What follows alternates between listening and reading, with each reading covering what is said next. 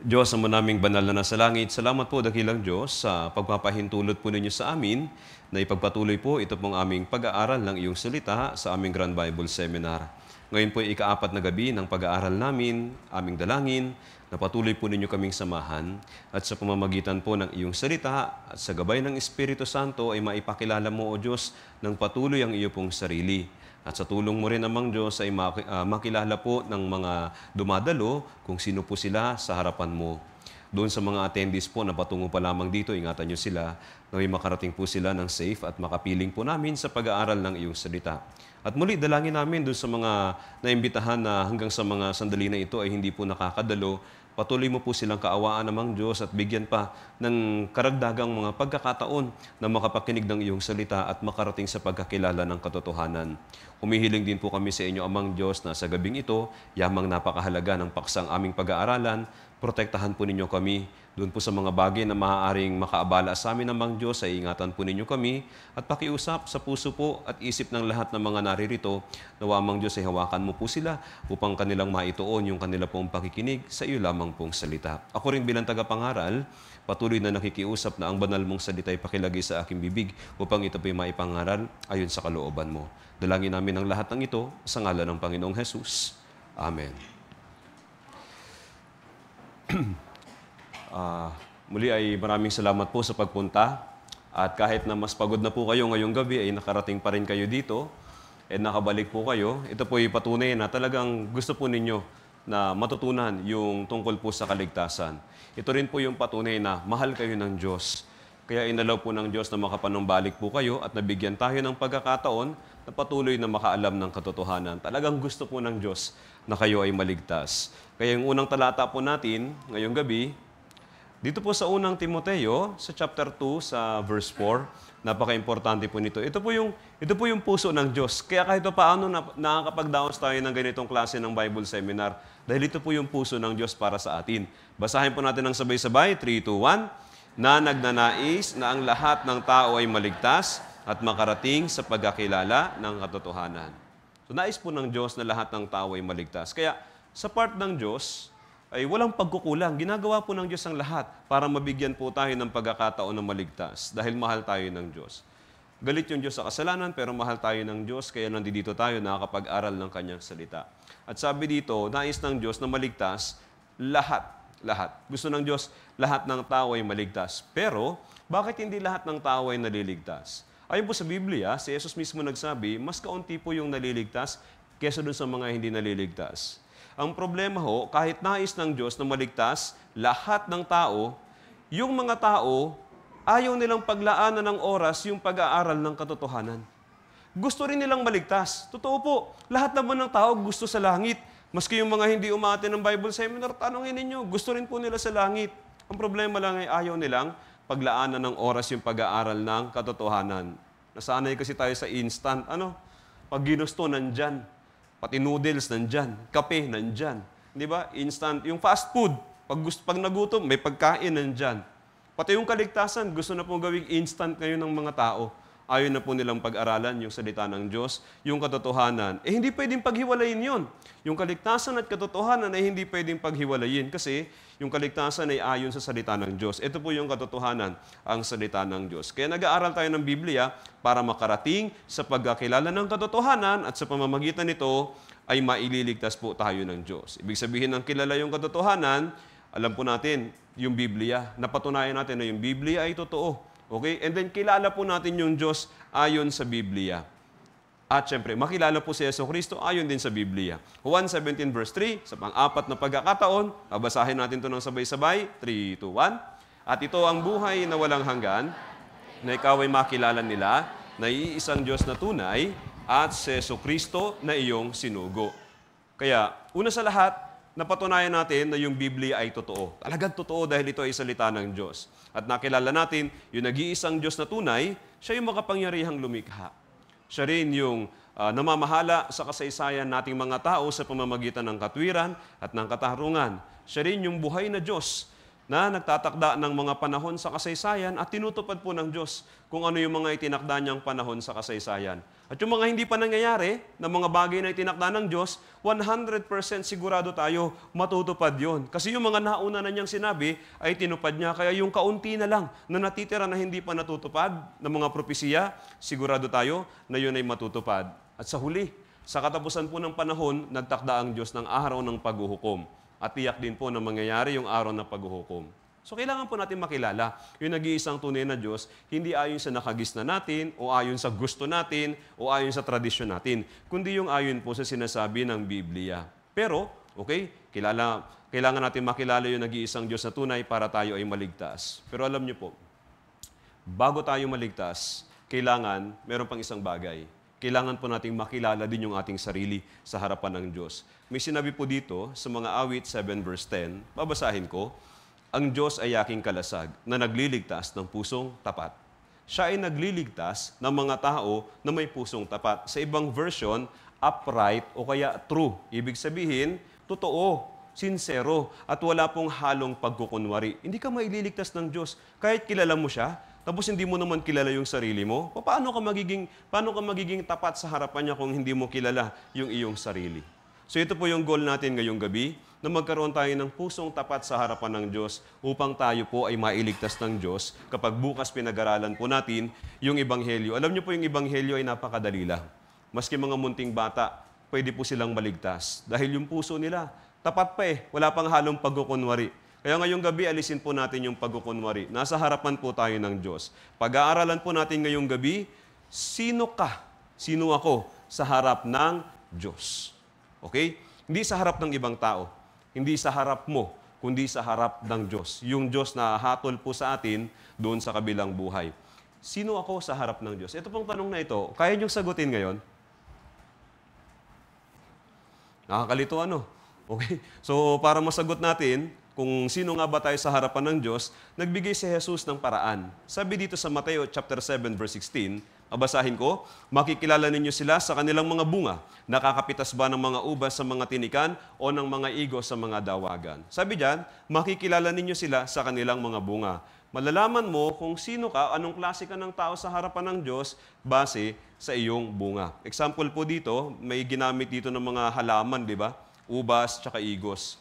Pero hindi ito common sa atin. Dito po sa lugar niyo, dito sa Pasig, ano pong puno yung kahit pa, alam ko po, bihira na puno dito.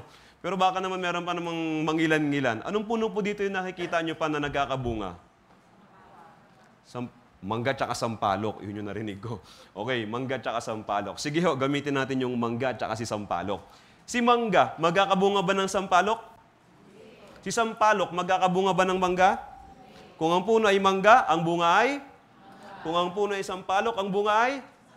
Madali lang, di ba? Hindi siya mahirap. Okay, next verse tayo. Verse 17, sabay-sabay. Gayon din naman, ang bawat mabuting puno ay mabuti ang bunga. Ngunit ang masamang puno ay masama ang bunga. Ay, hindi na halaman ito. Okay? Tayo na po yan. Yung kanina, yung prinsipyo lang, yung binanggit ng Panginoon. Kung anong puno siya ang bunga. Pagdating sa ating sa atin ng mga tao, may dalawang klase lang pala ng tao. Binabanggit dito, mabuting puno at masamang puno. Kung mabuti, mabuti. Kung masama ay masama. Dalawa lang pala. Tayo kasing mga tao, nagkaroon tayo ng maraming iba't ibang uri ng mga tao, di ba? Pagdating sa masama, maraming iba't ibang uri ng masama, di ba? Merong medyo masama, sobrang sama, nuknukan ng sama, sagad sa buto yung sama. Di ba? Tapos sa mabuti naman, meron ding iba't ibang klase tayo ng mabuti. Medyo mabuti, sobrang buti, ubod ng buti, pagkabuti-buti, sagad sa buto yung kabutihan. Ang dami, pero dalawa lang pala talaga. Mabuti at masama. Tanong, alin ka sa dalawa? Alin ka dyan? Mabuti o masama? Masama. Sabi nung iba, mabuti. Ano po yung iba? Nasa gitna pa rin? Sakit natin yan. Mahilig tayo doon sa gitna Gusto natin laging safe Hindi po. Dalawa lang kasi talaga. Wala pong gitna. Okay, dalawa lang yan. Mabuti at masama. Kailangan natin i-establish muna yung katotohanan po na ito na dalawang klase lang po ang tao sa harapan ng Diyos, mabuti at masama. Kailangan niyo pong malaman nasaan po kayo dyan sa dalawa na yan. Sabi nung iba mabuti, sabi nung iba masama. Yung iba hindi sumagot, alam ko nasa isip nyo. Siguro iniisip nung iba ay, tingin ko mabuti ako. Ayoko lang sabihin, baka husgahan ako nung katabi ko. Di ba?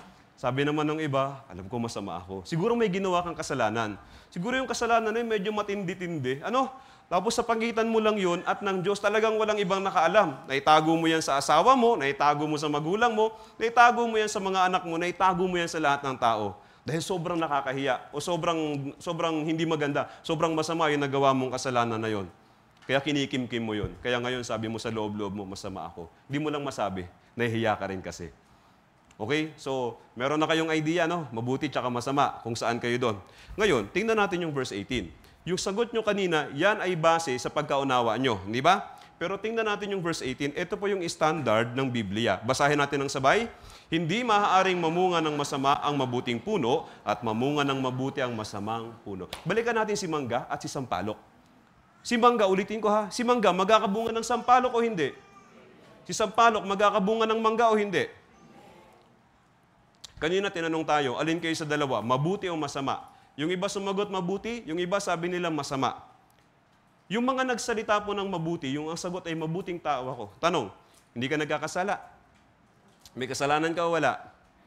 Anong tawag sa'yo? Masama. Wala ka nagagawang mabuti? Meron. O paano yan? Anong tawag sa iyo? Anong tawag sa iyo? Mabuti? Sabi ng iba makasalanan.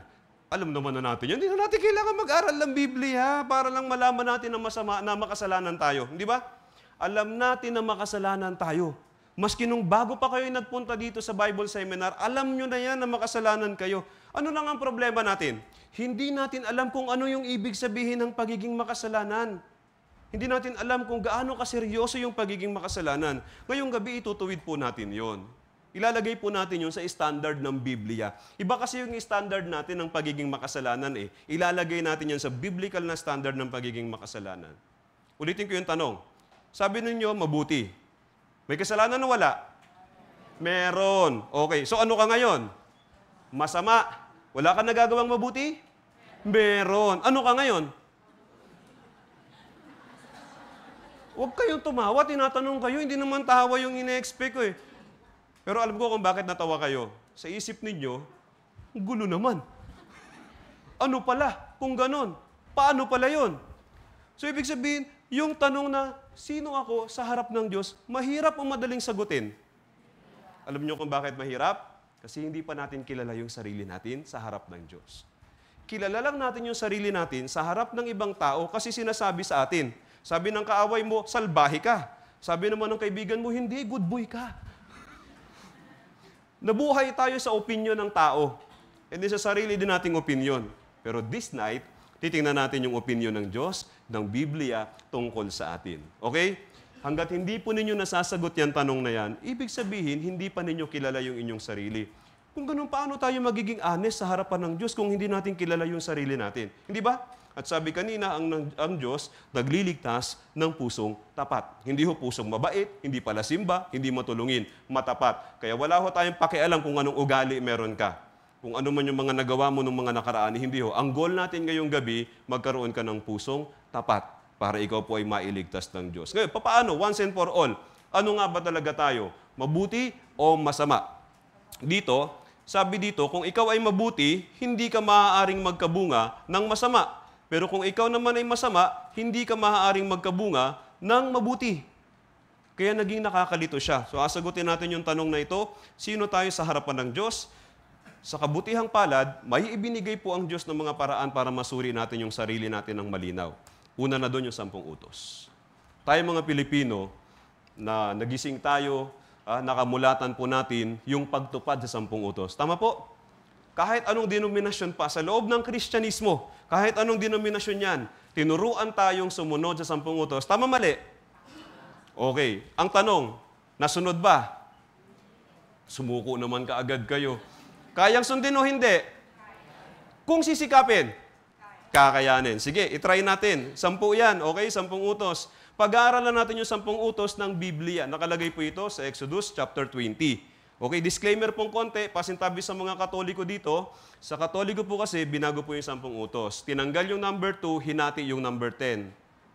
So, pasok sa bilang, hindi sa katotohanan. Hindi tayo maliligtas pagka ganun. Doon tayo sa totoo, yung 10 utos na nasa Biblia. Okay? Tingnan natin ha, isa-isa, mabilis lang to, kung kaya nating sundin o hindi. Number 1, pakibasa, 3, 2, 1. Nasunod, hindi.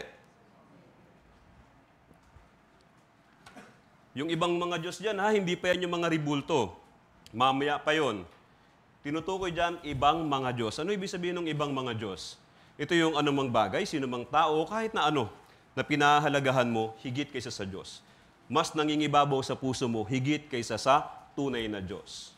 Paano natin malalaman kung meron tayong ibang mga Diyos sa buhay natin?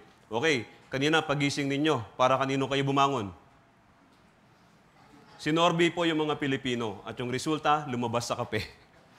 Yung commercial po ng kape, di ba? Yung karaniwang Pilipino, para kanino bumabangon? Check po natin, ano yung sabi nila?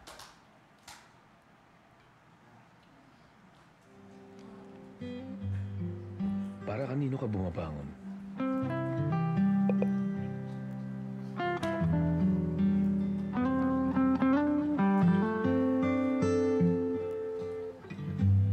Para sa anak. Sa anak. Tama po? Para sa kaibigan. Kaibigan. O sa di mo kakilala. Hindi ka kilala. Para sa bata. Sa isip bata. Para sa marami. Para sa sarili. Okay, natapos na po yung commercial ng kape. Nabanggit yung Diyos. Sa totoo lang, nung gumising kayo kaninang umaga, sa listahan ng mga dahilan ng pagbangon ninyo, nasaan po yung Diyos?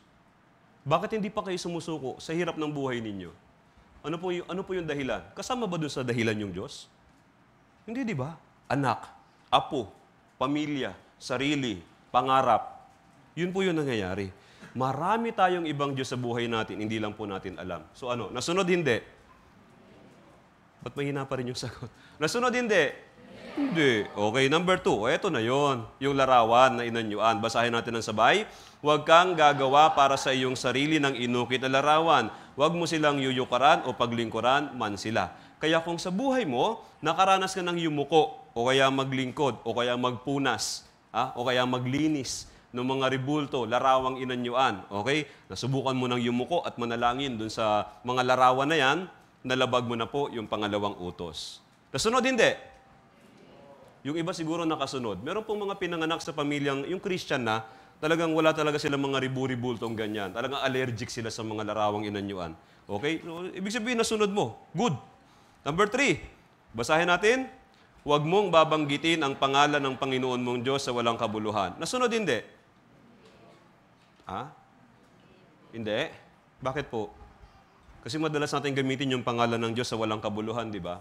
Sa totoo lang, kapag tayo nagugulat, nagagalit, natatakot, nasusuklam, o kaya nandidiri, di ba, nagagamit natin yung pangalan ng Diyos, nabibigkas natin yung pangalan ng Diyos. OMG, oh my God, Diyos ko po, malala yung iba, Sus Maria Josep. Dinamay mo yung buong pamilya, si Jose, si Maria, at si Jesus. Jesus Maria Josep. Ano po, nasunod hindi? Nakapagbigkas na kayo ng pangalan ng Diyos sa walang kabuluhan? O yun, kasalanan po yun, paglabag sa kautusan. Nakakatatlo na tayo. Ilan na po nasunod ninyo doon sa 3? O may isa na. Yung iba wala pa. Okay, pang-4 po, tingnan natin. Sabi nyo kanina, kaya, sikapin. Okay, basahin natin, sabay-sabay. Alalahanin mo ang araw ng Sabat upang ingatan itong banal. Sa lupain po ng Israel, yung Sabat ay nagsisimula 6 p.m. ng Friday, magtatapos po ng 6 p.m. ng Sabado. Marami silang mga regulasyon dito. Ang dami hong mga bawal. Bawal magtanim, bawal magtahi, bawal mag-ani, bawal magsulat. Pag nagsulat ka, bawal ka na magbura nung naisulat mo. Meron silang mga ganyan. Bawal ka magsindi ng apoy. Tapos sabi, kapag nasunog daw yung bahay mo, bawal daw patayin yung apoy. Paano yun? Pero anyway, nasunod po ninyo ito. Sabi dito, alalahanin mo ang araw ng Sabat upang ingatan itong banal. So dun sa Israel po, kapag bago mag-alas 6, talagang na sila ng Friday, nagliligpit sila ng maaga. Tapos piniprepare na po nila lahat ng kakainin po nila para sa maghapon hanggang sa kinabukasan. Tapos ang gagawin lang nila, pagpatak ng 6:00, sila ay mananalangin, magpupuri sa Panginoon, pagkatapos mag-aaral sila ng Biblia. Yun po yung gagawin lang nila hanggang sa kinabukasan. Magpapahinga sa madaling sabi. Nakasunod tayo sa ganyan. Pagka weekends, anong masarap gawin? Kasalanan. Di ba? Gumagawa tayo ng kasalanan. Sabi nung iba, lalo na yung mga sumusweldo ng lingguhan, yung tuwing Sabado kaya Biyernes yung yung sweldo, pagpatak ng 5:00, alak 5. Di ba? Kaya kasalanan. Alam niyo po sa Pilipinas, kalat po yung kasalanan tuwing weekends. Nasunod ba talaga natin yan? Sa mga Pilipino, wala po nakasunod yan. Okay? Number 5, basahin natin. Igalang mo ang iyong ama at ang iyong ina. Okay, ulitin natin ha. Yung mga nakasunod lang ang babasa. Yung nakasunod lang ha. 3, 2, 1. Talaga? Nagawa nyo? Ibig sabihin po ng igalang, higit po yan sa pagsunod. Ibig sabihin ng igalang, pinararangalan yung magulang. Tama po? Kahit na hindi na nila sabihin, dapat ginagawa natin yung kalooban po nila. Nagawa ba talaga natin yun sa mga magulang natin? Ang sagot po natin dyan ay minsan. Di ba? Minsan. Pero hindi tuloy-tuloy. Kung mabait kang bata, maaaring madalas. Pero hindi rin tuloy-tuloy. Maraming pagkakataon sa buhay natin na nagbigay tayo ng sama ng loob sa mga magulang natin. Tama? Lahat ba ng inutos nila, ginawa natin? Lahat ba ng ginusto nila, ginawa natin? Yang buhay ba ninyo ngayon, yan ba yung pinangarap ng magulang ninyo para sa inyo? Ang hirap sagutin, di ba? Ibig sabihin, hindi po talaga natin ito nasunod. Lalo na ngayon, sama ng ugali ng mga kabataan. Pasintabi mga kabataan, mga anak ha, kayo munang taya.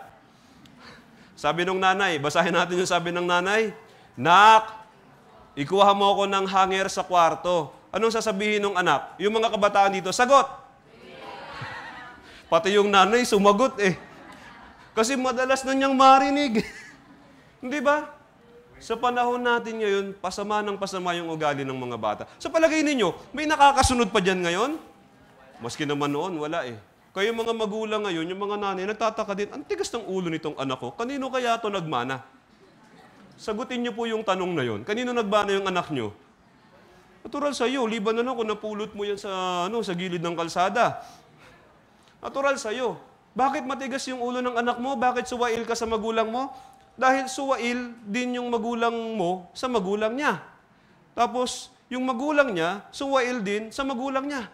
Suwail din sa magulang niya. Hanggang babalik tayo doon kay Adan at kay Eva. Isa na nga lang yung utos ng Diyos, sinuway pa nila.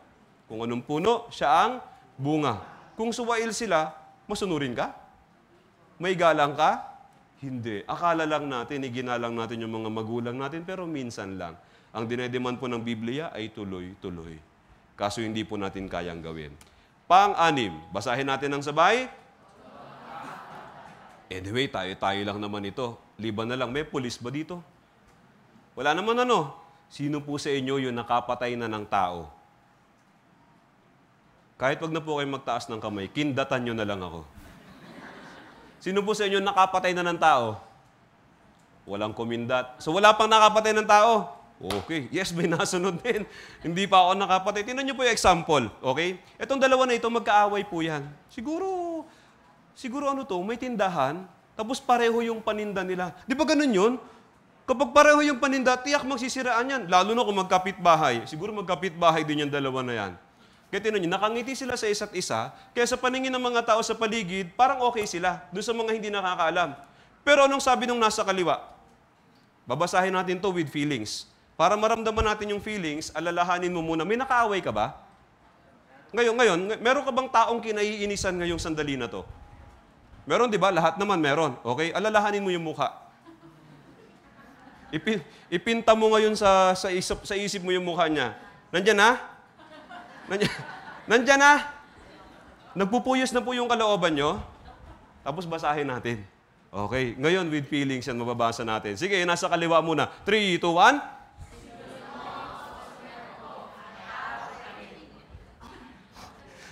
Di ba? Nanggigigil tayo, nanginginig.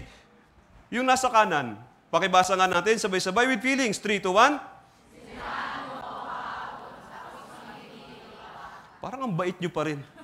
Parang ganyan kayo magalit. Di ba pag nagagalit tayo, nanginginig, namumula, yung labi gumagano'n-gano'n, no? So sa tingin ng pulis, kapag nakita sila, pwede ba silang uliin? Bakit hindi?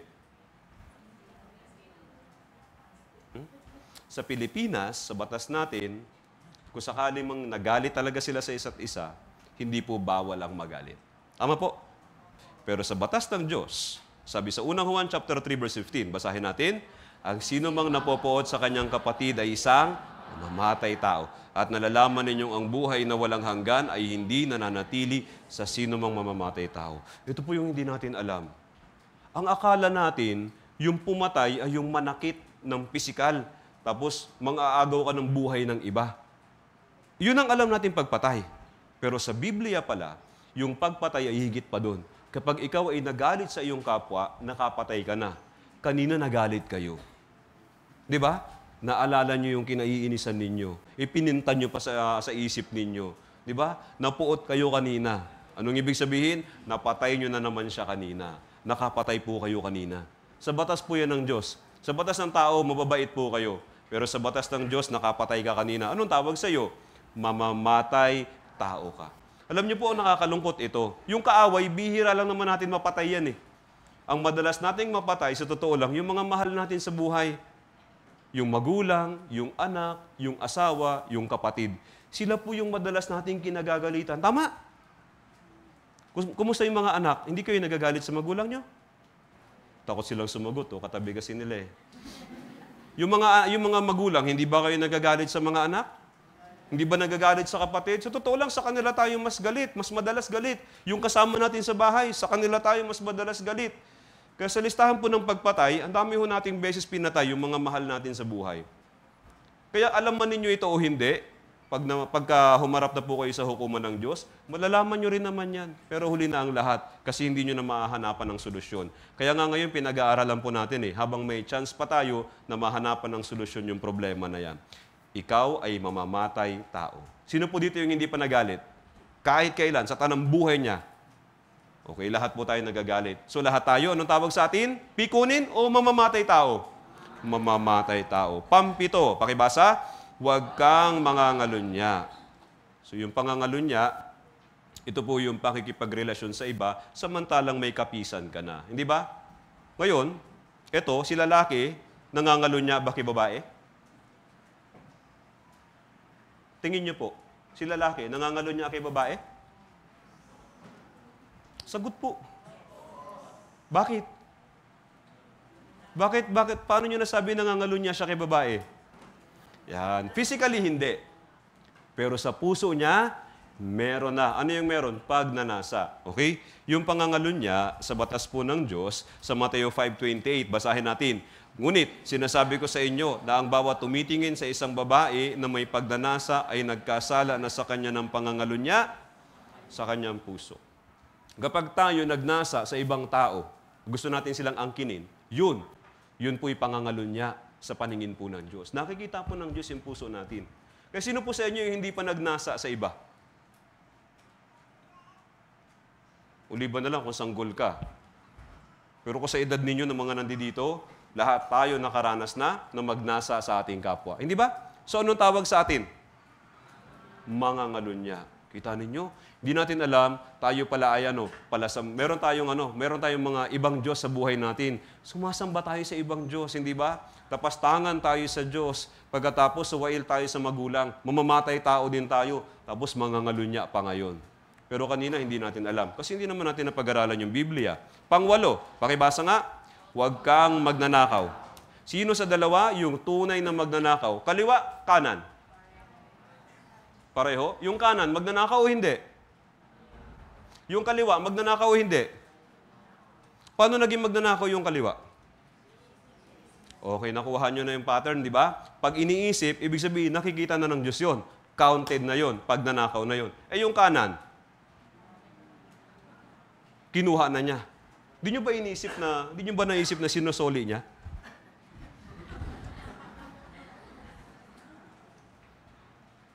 Paano nyo nasabing magnanakaw yung kaliwa, ay yung kanan? May kasabihan po kasi tayo. Kilala ng magnanakaw?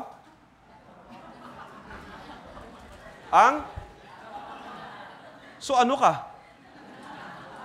Magnanakaw. Okay? Kayo po, hindi pa kayo, sino sa inyo dito yung hindi pa nakapulot ng pera sa kalsada? Palagay ko, lahat tayo nakaranas na ito. Hindi lang pera, kahit ibang bagay, nakapulot tayo sa kalsada. Ba't nyo dinampot? Sayang. Baka magkasala yung iba, ako na lang. Ba't natin dinampot? Kapag kunyari 500 pesos, lalo na malaki-laking halaga yun, di ba? 500 pesos, nakita mo sa kalsada. Anong gagawin mo? Yung iba dadamputin, yung iba naman, tatapakan muna. Pero yun din yun, kukunin din niya yun. Pagkakuha, di ba, dahil 500 yun, anong unang-unang mong gagawin? Pupunta ka sa pinakamalapit na tindahan, bibili ka ng candy, ganyan, o soft drinks, para lang mabaryahan, para wala nang trace sa iyo. Hindi na matitrace, pabalik sa iyo. Tama? May mga tumatawa, na-try nyo, no? Pareho tayo nang nasa isip. So, anong tawag sa iyo? Sabi nung iba, magnanakaw ka agad, hindi ba pwedeng masinop? Alam nyo yung masinop, ang itatabi mo lang, yung iyo. Pag hindi na iyo yung tinatabi mo, hindi ka na masinop nun. Anong tawag doon? Magnanakaw. So, anong tawag sa'yo? Kaya nyo sabihin, magnanakaw ako. Dito, syempre, tayo-tayo lang. Mamaya, pag-uwi nyo po sa inyo. Kaya nyo aminin? Hindi, di ba? Kasi nakakahiya. Pero sa harap ng Diyos, nakikita niya yun. Okay? Hindi man natin damputin, pero balakin natin, gustuhin natin, nakikita na po ng Diyos yun, na pagnanakaw. So, ibig sabihin, lahat tayo ay magnanakaw. Okay? Magnanakaw yan silang dalawa, pati na rin tayo. Next, pang-siyam, pakibasa. Huwag kang magiging sinungaling na saksi laban sa iyong kapwa. Lalo na paglaban sa iyong kapwa, di ba? Pagkaaway mo, nako, mag-aasalita ka ng katakot-takot ng mga bagay na hindi totoo. Masiraan mo lang siya. Hindi ba? Pero minsan, nagsisinungaling tayo ng ibang klaseng kasinungalingan. White lies. Kinulayan pa natin ng puti. Pero kasinungalingan din po yun. Ginagawa natin yun para, alam niyo, pagtakpan yung iba, para wag mapahamak yung mga taong malapit sa atin. Kahit maganda yung intensyon, anong sabi ng Diyos? Huwag kang magsisinungaling. Sino po sa inyo hindi pa nakapagsinungaling? Tanang buhay niya. Meron na ba? Na hindi pa nakapagsinungaling mula nung nagkamalay hanggang ngayon? Actually, yung pagsisinungaling, bahagi po ng buhay natin yan. Sa tuwing nag-aasalita tayo, nakakapagsinungaling tayo. Lalo na kapag namimili. Alam niyo po sa palengke, yung palengke ay pugad ng mga sinungaling. Kasi sa palengke, yung nagtitinda, hindi siya kikita pag hindi nagsinungaling. Naniniwala kayo dun sa sinasabi nung nagtitinda na balik puhunan lang? Naniniwala kayo doon, yung balik puhunan? Alam ninyong hindi totoo yun, di ba? Ngayon, syempre, handa ka rin na makipagdayaan dun sa nagtitinda, di ba? Uutakan mo din siya. Syempre, pagpunta mo dun sa palengke, dadayain mo din siya. Anong nga sabihin mo? Naku, suki, hindi ko kaya yung 50. 40 lang dala ko eh. Actually, may 50 ka, lagpas pa nga eh. Pero dadayain mong sisinungaling ka, bakit? Kailangan para makautak, hindi ba? So, nagsisinungaling po tayo palagi. Bahagi po ng buhay natin yan. Walang pwedeng magsabi na hindi pa siya nakapagsinungaling. Kapag sinabi mo ngayon na hindi ka nagsinungaling, dinagdagan mo pa ng isa yung atraso mo. Pang-sampo, basahin po natin, Exodus chapter 20, verse 17. Huwag mong iimbutin ang bahay ng iyong kapwa. Huwag mong iimbutin ang asawa ng iyong kapwa, o ang kanyang aliping lalaki, o ang kanyang aliping babae, o ang kanyang baka, o ang kanyang asno, o anumang bagay ng iyong kapwa. Basically, huwag mong iimbutin ang anumang bagay ng iyong kapwa. Paano yan? Ito utos ng Diyos. Ibig sabihin, kapag nilabag natin to, kasalanan to. Nasunod ba o nalabag? Nag-iimbot po tayo. Natural po sa atin yung mag-imbot. Sa totoo lang, magmula pagkabata, tinuruan po tayong maging mapag-imbot. Sa eskwelahan, di ba, bakit may mga rankings? Ba't mayroong mga honors? Para mag-imbot po yung wala doon sa top 10, mag-imbot yung wala doon sa honors. Hindi ba? para mag-imbot, para kainggitan. Alam niyo po yung lipunan natin, dahil sa pag-iimbot, dahil sa inggit, umuunlad yung lipunan natin. Napansin po yan ni Haring Solomon, kaya naisulat niya sa Ecclesiastes 4 verse 4, babasahin ko, nang magkagayon ay nakita ko na lahat ng pagpapagod at lahat ng kakayahan sa paggawa ay nagmumula sa pagkainggit ng tao sa kanyang kapwa. Ito man ay walang kabuluhan at pakikipaghabulan sa hangin. Lahat daw ng pagpapagod, lahat ng kakayahan sa paggawa, lahat ng pag-i-improve, lahat ng kahusayan, lahat ng paggaling natin, nagmumula daw sa ano? Pagkainggit ng tao sa kanyang kapwa. Kaya pinagbubuti natin, di ba? Dahil ayaw nating malamangan ng iba. Dahil naiinggit po tayo. Kapag nalamangan tayo ng iba, umaasim yung sikmura natin. Bumabaliktad yung sikmura natin. Di ba? Parang humihilab na hindi mawari. Pag nakikita mo na yung kaibigan mo, o kaya yung kinaiinisan mo, bigla siyang umunlad, naku, bumabaliktad yung sikmura natin, hindi ba? Bakit ganun? Ba't nakakaramdam tayo ng ganun? Naghalo-halo na po yung inggit at pagkayamot. Tayo po ay mapag-imbot. Likas po yan sa atin. Lalo na kapag tayo ay medyo nahihirapan sa buhay natin, likas po tayo nag-iimbot sa iba. Iniimbot natin yung trabaho, yung bahay, yung mga material na pag-aari. Minsan, yung mga magulang, iniimbot yung anak ng iba. Buti pa yung anak ni sana anak, naging ganun ka na lang. Hindi ba? Sabi naman ng mga anak, buti pa yung kaklase ko, mayaman yung magulang. Sana sila na lang naging magulang ko. Tama, mali? Tama, totoo, hindi ba? So yung pang-10 utos, nasunod o hindi? Hindi natin nasunod. Likas po tayo mapag-imbot. Ngayon, sabi dito, sa unang Juan chapter 3 verse 4, basahin natin, ang sino mang gumagawa ng kasalanan ay lumalabag din naman sa kautusan, at ang kasalanan ay ang paglabag sa kautusan. Pag nilabag mo yung kautusan, yun yung kasalanan mo. Sa 10 utos, kung ang nasunod mo ay 5, ilan yung kasalanan mo? 5. Kung ang nasunod mo ay 9, ilan yung kasalanan mo? Ganun tayo magbilang, di ba? Kayo po, ilan yung nasunod nyo? Yung iba wala, yung iba naman may 5 pa rin. Kung nasunod mo yung 9, ilan yung kasalanan mo?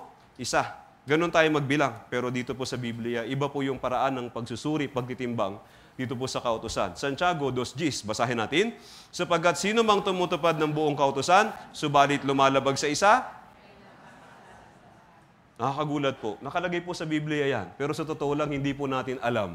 Hindi ba? Kaya nag-akala tayo na sikapin natin ang sikapin na sundin yung kautusan. Pero sabi dito, kahit anong sikap natin, kapag nagkasala ka ng isa, nalabag mo na po lahat. Kapag nalabag mo yung isa, nalabag mo na yung lahat. Kung ganun yung kautusan, madaling sundin o mahirap? Hindi lang mahirap, imposible po yun para sa ating mga tao na sundin yung kautusan. Kasi mimintis at mimintis tayo ng isa, at least isa. Kapag nagmintis tayo ng isa, nalabag na natin yung buong kautusan. Kung ganun, imposible palang sundin yung kautusan. Pero kanina, nagsabi tayo na kaya kung sisikapin. Kasi hindi po natin alam yung katotohanan tungkol dito. Kaya nag-aral tayo, na-reveal po sa atin, hindi natin kayang sundin yung kautusan. Kung ganun, bakit yan ibinigay sa atin? Imposible naman pala nating masunod. Yung kautusan, ibinigay po ng Diyos yan, parang salamin para sa atin, para sabihin sa atin kung sino tayo sa harapan ng Diyos, kung ano po yung tingin ng Diyos sa atin. Kung kaya mong sundin yung kautusan, para ka ng Diyos. Hindi mo na kailangan yung Bible seminar kahit wag ka nang bumalik bukas. Pero hindi natin kayang sundin yung kautusan. Bakit? Makasalanan po tayo. Magkakasala at magkakasala tayo. Lalabag at lalabag tayo. Ang problema, hindi tayo aware doon. Kaya yung kautusan, ibinigay ng Diyos para ipakita sa atin yung mga paglabag po natin. Nilabag po natin yung buong kautusan sa totoo lang. Kaya yung salamin, hindi ba? Yung salamin, hindi yan magisinungaling. Sasabihin yan yung totoong ikaw. Hindi kagaya nung camera, di ba? Yung cellphone camera. Yung cellphone camera, pwede mong i-filter yung mukha mo. Hindi mo makikita yung totoong ikaw, di ba? Pero yung salamin, hindi magsisinungaling. Sabihin sa iyo yung totoong ikaw. Kaya pagising mo sa umaga at may dumi yung mukha mo, makikita mo talaga doon sa salamin. Kaya kapag nakita mong may dumi yung mukha mo, hahanap ka ng tubig, panghilamos, panghugas ng mukha mo. Tama po? Yun yung kautusan. Yung kautusan ay nagsasabi sa atin na wala tayong nasunod. Ang sinasabi sa atin ng kautusan ay masamang tao po tayo. Kung ikaw ay mabuting tao, masusunod mo yung lahat ng kautusan. May nasunod o wala? Wala. Sa totoo lang, wala tayong nasunod. Bakit? Dahil tayo ay masamang tao. Yun po yung sinasabi ng kautusan. Nakita natin yung ating mga kasalanan. Ito po yung purpose kung bakit ibinigay ng Diyos yung kautusan at sana maging malinaw po ito sa atin ngayong gabi.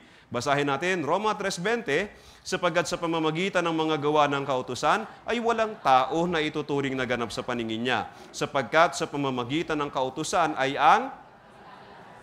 may mga kasalanan tayo na hindi natin kilala. Nilabag natin yung buong kautusan. Yan po yung kasalanan natin. Nilabag natin yung buong kautusan. Hindi yung nilabag ko yung una, yung panglima, tsaka yung pampito. Hindi po, nilabag natin yung buong kautusan. Yun po yung kasalanan natin. Wala tayo kakayahang sundin yung kautusan dahil hindi tayo mabuting tao. Tayo ay masamang tao. May nasunod o wala? Kahit sikapin, may masusunod o wala? Wala, dahil masamang tao tayo. Okay? So yun po yung sa una. Malinaw na, tayo po yung masamang tao. Yun po yung sinasabi ng Biblia. Ito po yung unang check. Ngayon, check natin ng pangalawang beses pa. Baka tsamba lang yung unang check na yan eh. I-check natin ng pangalawang beses. Wala tayo nasunod sa 10 utos, tama? Ngayon ang tanong, sa loob ng puso ninyo, wala ba diyang nakatagong kabutihan kahit konti? Meron, wala? Meron. Nakita nyo? Hindi nyo pala nakita. Paano nyo nasabing meron? Kutob ko, pakiramdam ko. Di ba? Hindi tayo po pwede magpadaya dun sa kutob at pakiramdam. Kaya nga lihim ng puso yan. Sisiyasatin naman natin ngayon yung lihim ng puso natin. Aalamin natin, may nakatago ba talagang kabutihan dyan? Pero hindi kasi tayo yung makakapagsabi kung meron yan o wala. Yung Diyos lang po. Sabi dito sa unang Samuel 16 verse 7, basahin natin, ang tao ay tumitingin sa panlabas na anyo, ngunit ang Panginoon ay tumitingin sa puso. So, ibig sabihin yung Panginoon na makakapagsabi kung sa puso ninyo, sa puso natin, may nakatagong kabutihan. Kaya tiningnan ng Panginoon yung puso ng tao at sa tingin niya ay ganito yung nakikita niya. Jeremias 17 verse 9, ito po yung nakikita ng Diyos sa puso ng lahat ng tao, pati po sa inyo, pati po sa atin. Basahin natin ng sabay. Ang puso ay mandaraya kaysa lahat ng bagay at lubhang napakasama. Sino makakaunawa nito? Ang puso ay mandaraya. Dinadaya tayo. Kaya yung kutob ninyo kanina, nadaya po kayo kanina. Nadaya kayo. Nag-akala tayo na may kabutihan sa puso natin. Di ba meron tayong mga may bansag tayo sa puso eh. Gininto ang puso, busilak na kalooban, malambot na puso, pusong mamon. Pero sa paningin ng Diyos, isang klase lang po ang puso. Mandaraya. Tapos sabi dito, lubhang napakasama. Pwede namang sabihin na masama, hindi ba?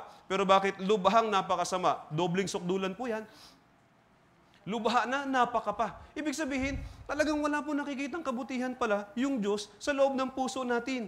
Wala siya nakikita. Sa halip na kabutihan, karumal-dumal po yung nakikita ng Diyos sa puso natin. Kawikaan 26:25. Basahin natin. Kapag magiliw siyang magsalita, huwag mo siyang paniwalaan, sapagkat sa kanyang puso ay may 7 karumal-dumal. Hindi po yung 7 piraso. Ibig sabihin po ng 7 karumal-dumal, puno ng karumal-dumal yung puso po natin. Puno po ng karumal-dumal yung puso ng tao. Hindi po kabutihan. Karumal-dumal po yung nakikita ng Diyos. Titinan po natin ngayon yung mga karumal-dumal na pag-uugali na ikinumpara sa pag-uugali ng mga hayop. At yung mga ugali na ito ay hindi na kailangang ituro sa atin.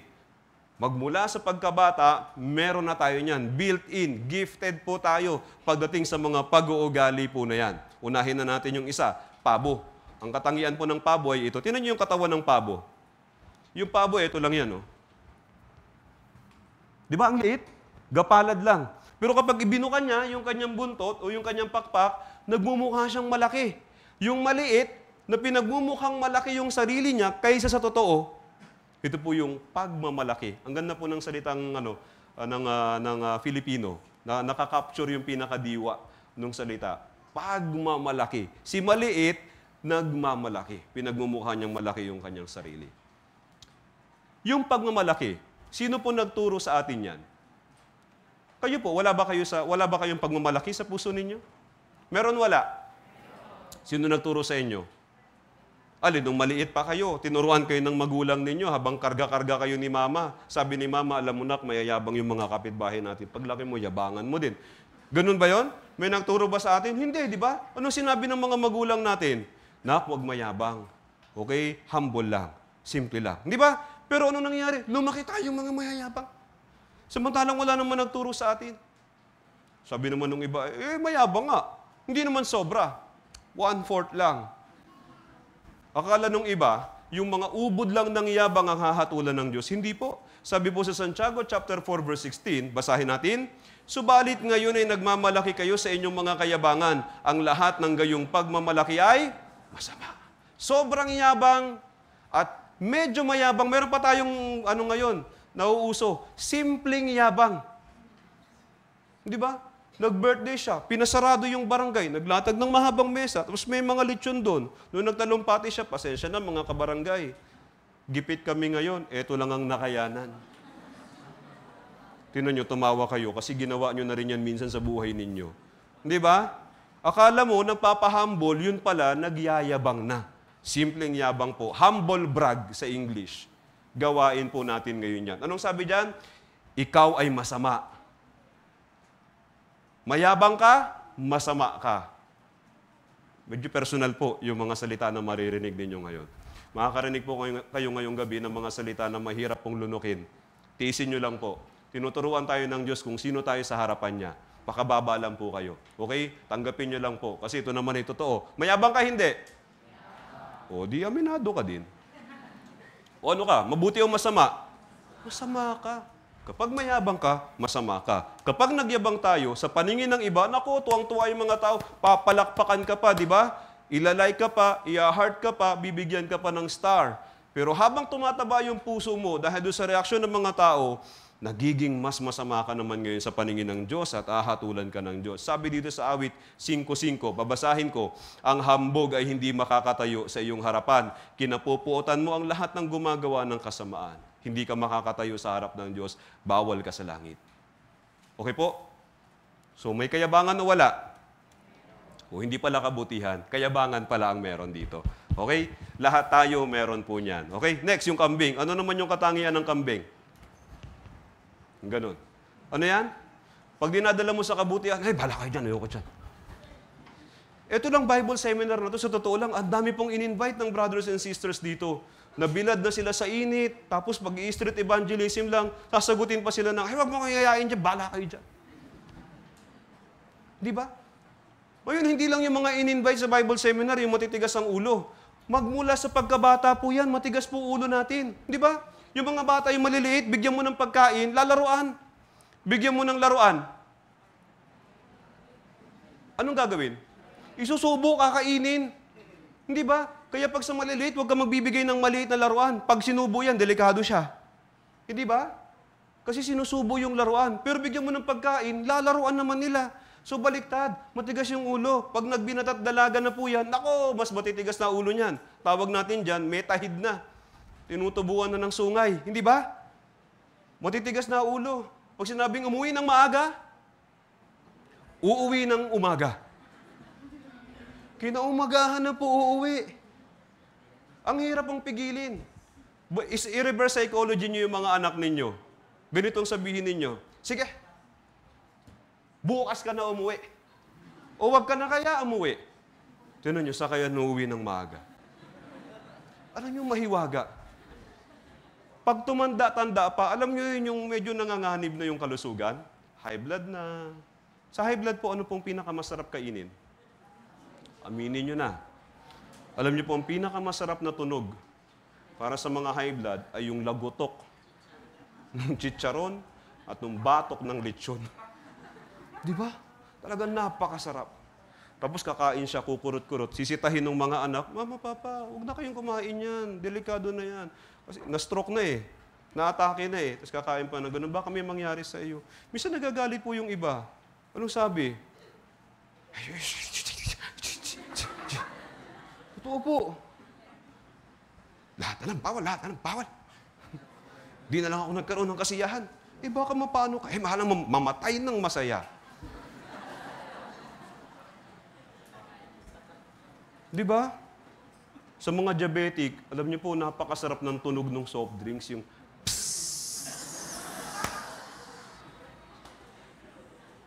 Oo, takam na takam po sila dyan. Kahit di ka mamatay, ay mainom. Bakit? Matigas ulo. Nagsisimula po yan sa pagkabata. Hindi po tayo tinuruan na maging matigas ang ulo. Kusa po lumalabas yan sa atin. Sabi po ng Biblia, Jeremias 22:21, ako'y nagsalita sa iyo sa iyong kasaganaan, ngunit iyong sinabi, hindi ako makikinig. Ito na ang iyong pamumuhay mula sa iyong pagkabata na hindi mo pinakinggan ang aking tinig. Mula sa pagkabata po natin, likas tayong ayaw makinig. Lalo na sa ikabubuti. Huwag sa mga bagay na makakabuti sa atin, ayaw talaga nating makinig. Pero pagka yung mga bagay na makakasama sa atin, siya namang gustong-gusto natin. Suwail po talaga tayo. Hindi ba? Sa Bible seminar na ito, ang dami naming dinala dito, pero kayo po yung nagpunta. Salamat naman sa Diyos at andito kayo. Pero kung lahat ay pupunta, hindi po magkakasya talaga dito. Sa dami po ng inimbitahan. Anong sabi ng iba? Ayoko dyan. Kayo na lang dyan. Hindi ako makikinig. Ngayon, nandito na kayo. Baka yung iba sa inyo na-offend ngayon. Baka yung iba sa inyo naiinsulto na sa mga naririnig na salita. Kaya iba, patawa-tawa lang pero galit na sa akin. Tanggapin nyo lang po. Hindi ko po ito salita. Ito po yung salita ng Diyos. Pag tinatanggihan po natin yung katotohanan, tapos sa loob-loob natin, sabihin natin, di naman yan, di naman totoo yan. Di naman yan sabi ng pastor namin. Di naman yan sabi ng ministro namin. Di naman yan yung sabi sa amin ni Father. Wala tayong paki kung anong sabi ng tao. Na doon tayo, ano bang sabi ng Biblia? Ano sabi ng Biblia? Tayo ay matitigas ang ulo. Parang kambing. Ngayon, habang dinidinay natin yung katotohanan, tapos pinagmamatigas pa natin yung ating puso, delikado pong lagay ninyo. Lalo po ninyo ginagalit ang Diyos niyan. Sabi sa Roma 2:5, basahin natin, ngunit ayon sa iyong katigasan at pusong hindi nagsisisi, ay nagtitipon ka para sa iyong sarili ng puot sa araw ng kaputan at pagpapahayag ng matuwid na paghuhukom ng Diyos. Lalo po natin ginagalit ang Diyos. Kaya nga pakiusap sa atin, kung tinatamaan na, kung nasasaktan na, tiisin nyo lang po. Hindi po natin to ginagawa para insultuhin kayo o hamakin yung pagkatao po ninyo. Hindi. So, totoo lang, pare-pareho po tayo ng katayuan sa harapan ng Diyos. Pare-pareho po tayong masasamang tao. Hindi lang kasi natin alam. Kayong mga naririnig ninyo ngayon, kailangan po yan para maihanda yung puso ninyo.